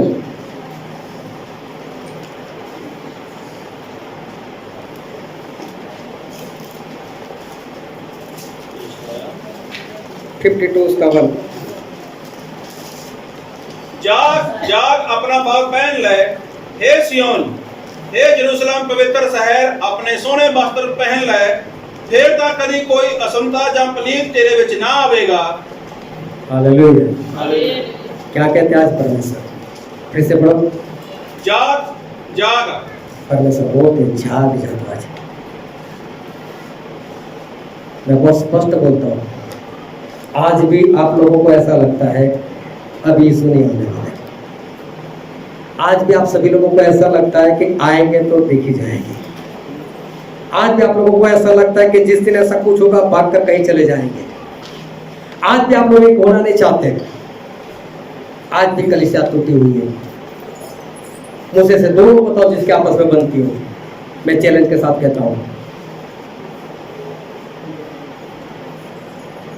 ना आपस में बनती है, ना पास्टर के साथ बनती है। दिखावा कर रहे हो आप लोग, इकट्ठा हो रहे हो खाली, क्या है आप में आज? क्या जीवन है आपका आज? क्या कर रहे हो आप? उन लोगों को देखो जो शैतान को मान के तैयार हो चुके। आप कहां पर है आपका जीवन आज? आपस में नहीं बनती, आप निंदा करते एक दूसरे की।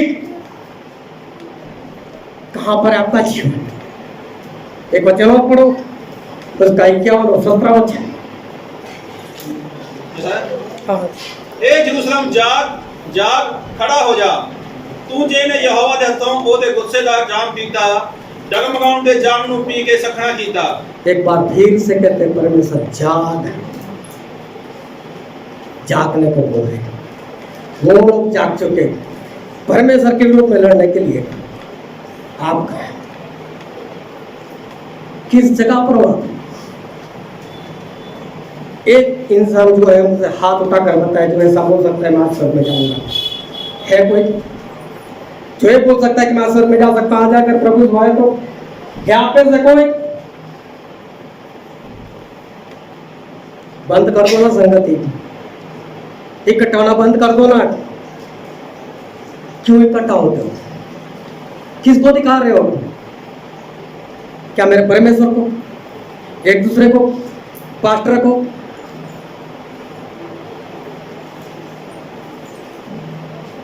परमेश्वर कहते जाग जाओ। तू ऐसा समझता है कि मेरे पास बहुत पैसे में बच जाऊंगा, लेकिन परमेश्वर बोलते तू नंगा है। परमेश्वर कहते आज ना तू तपता है ना तू ठंडा है, तो बीच में है, तो खत्म हो जाएगा। आओ हम सभी अपने आंखों को बंद करें, अपने मस्तकों को प्रभु से आगे झुकाएं।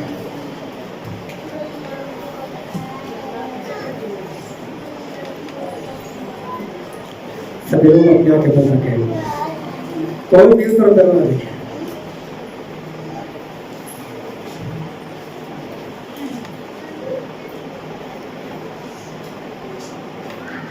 मेरे प्रियो, अगर आज परमेश्वर आपके पास आए,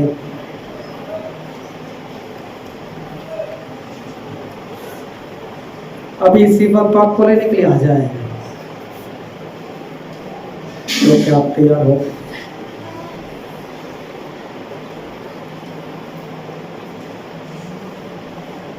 आप वचन जानते हो,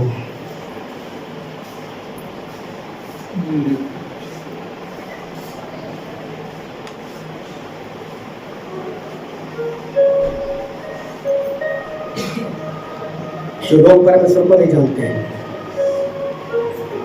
वो लोग सारी तैयार कर बैठे हैं अपने छोटे मसीहा की और प्रभु के साथ लड़ने की सारी तैयार कर बैठे हैं। वो लोग इंतजार कर रहे कब वो दिन आए और हम उसको मारेंगे।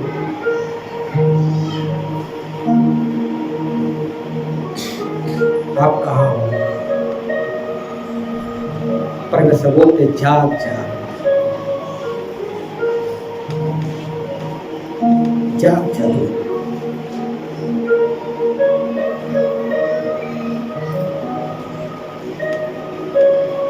मेरे प्रियो जाग जाओ। हो सकता है ये मौका कल ना मिलेगा,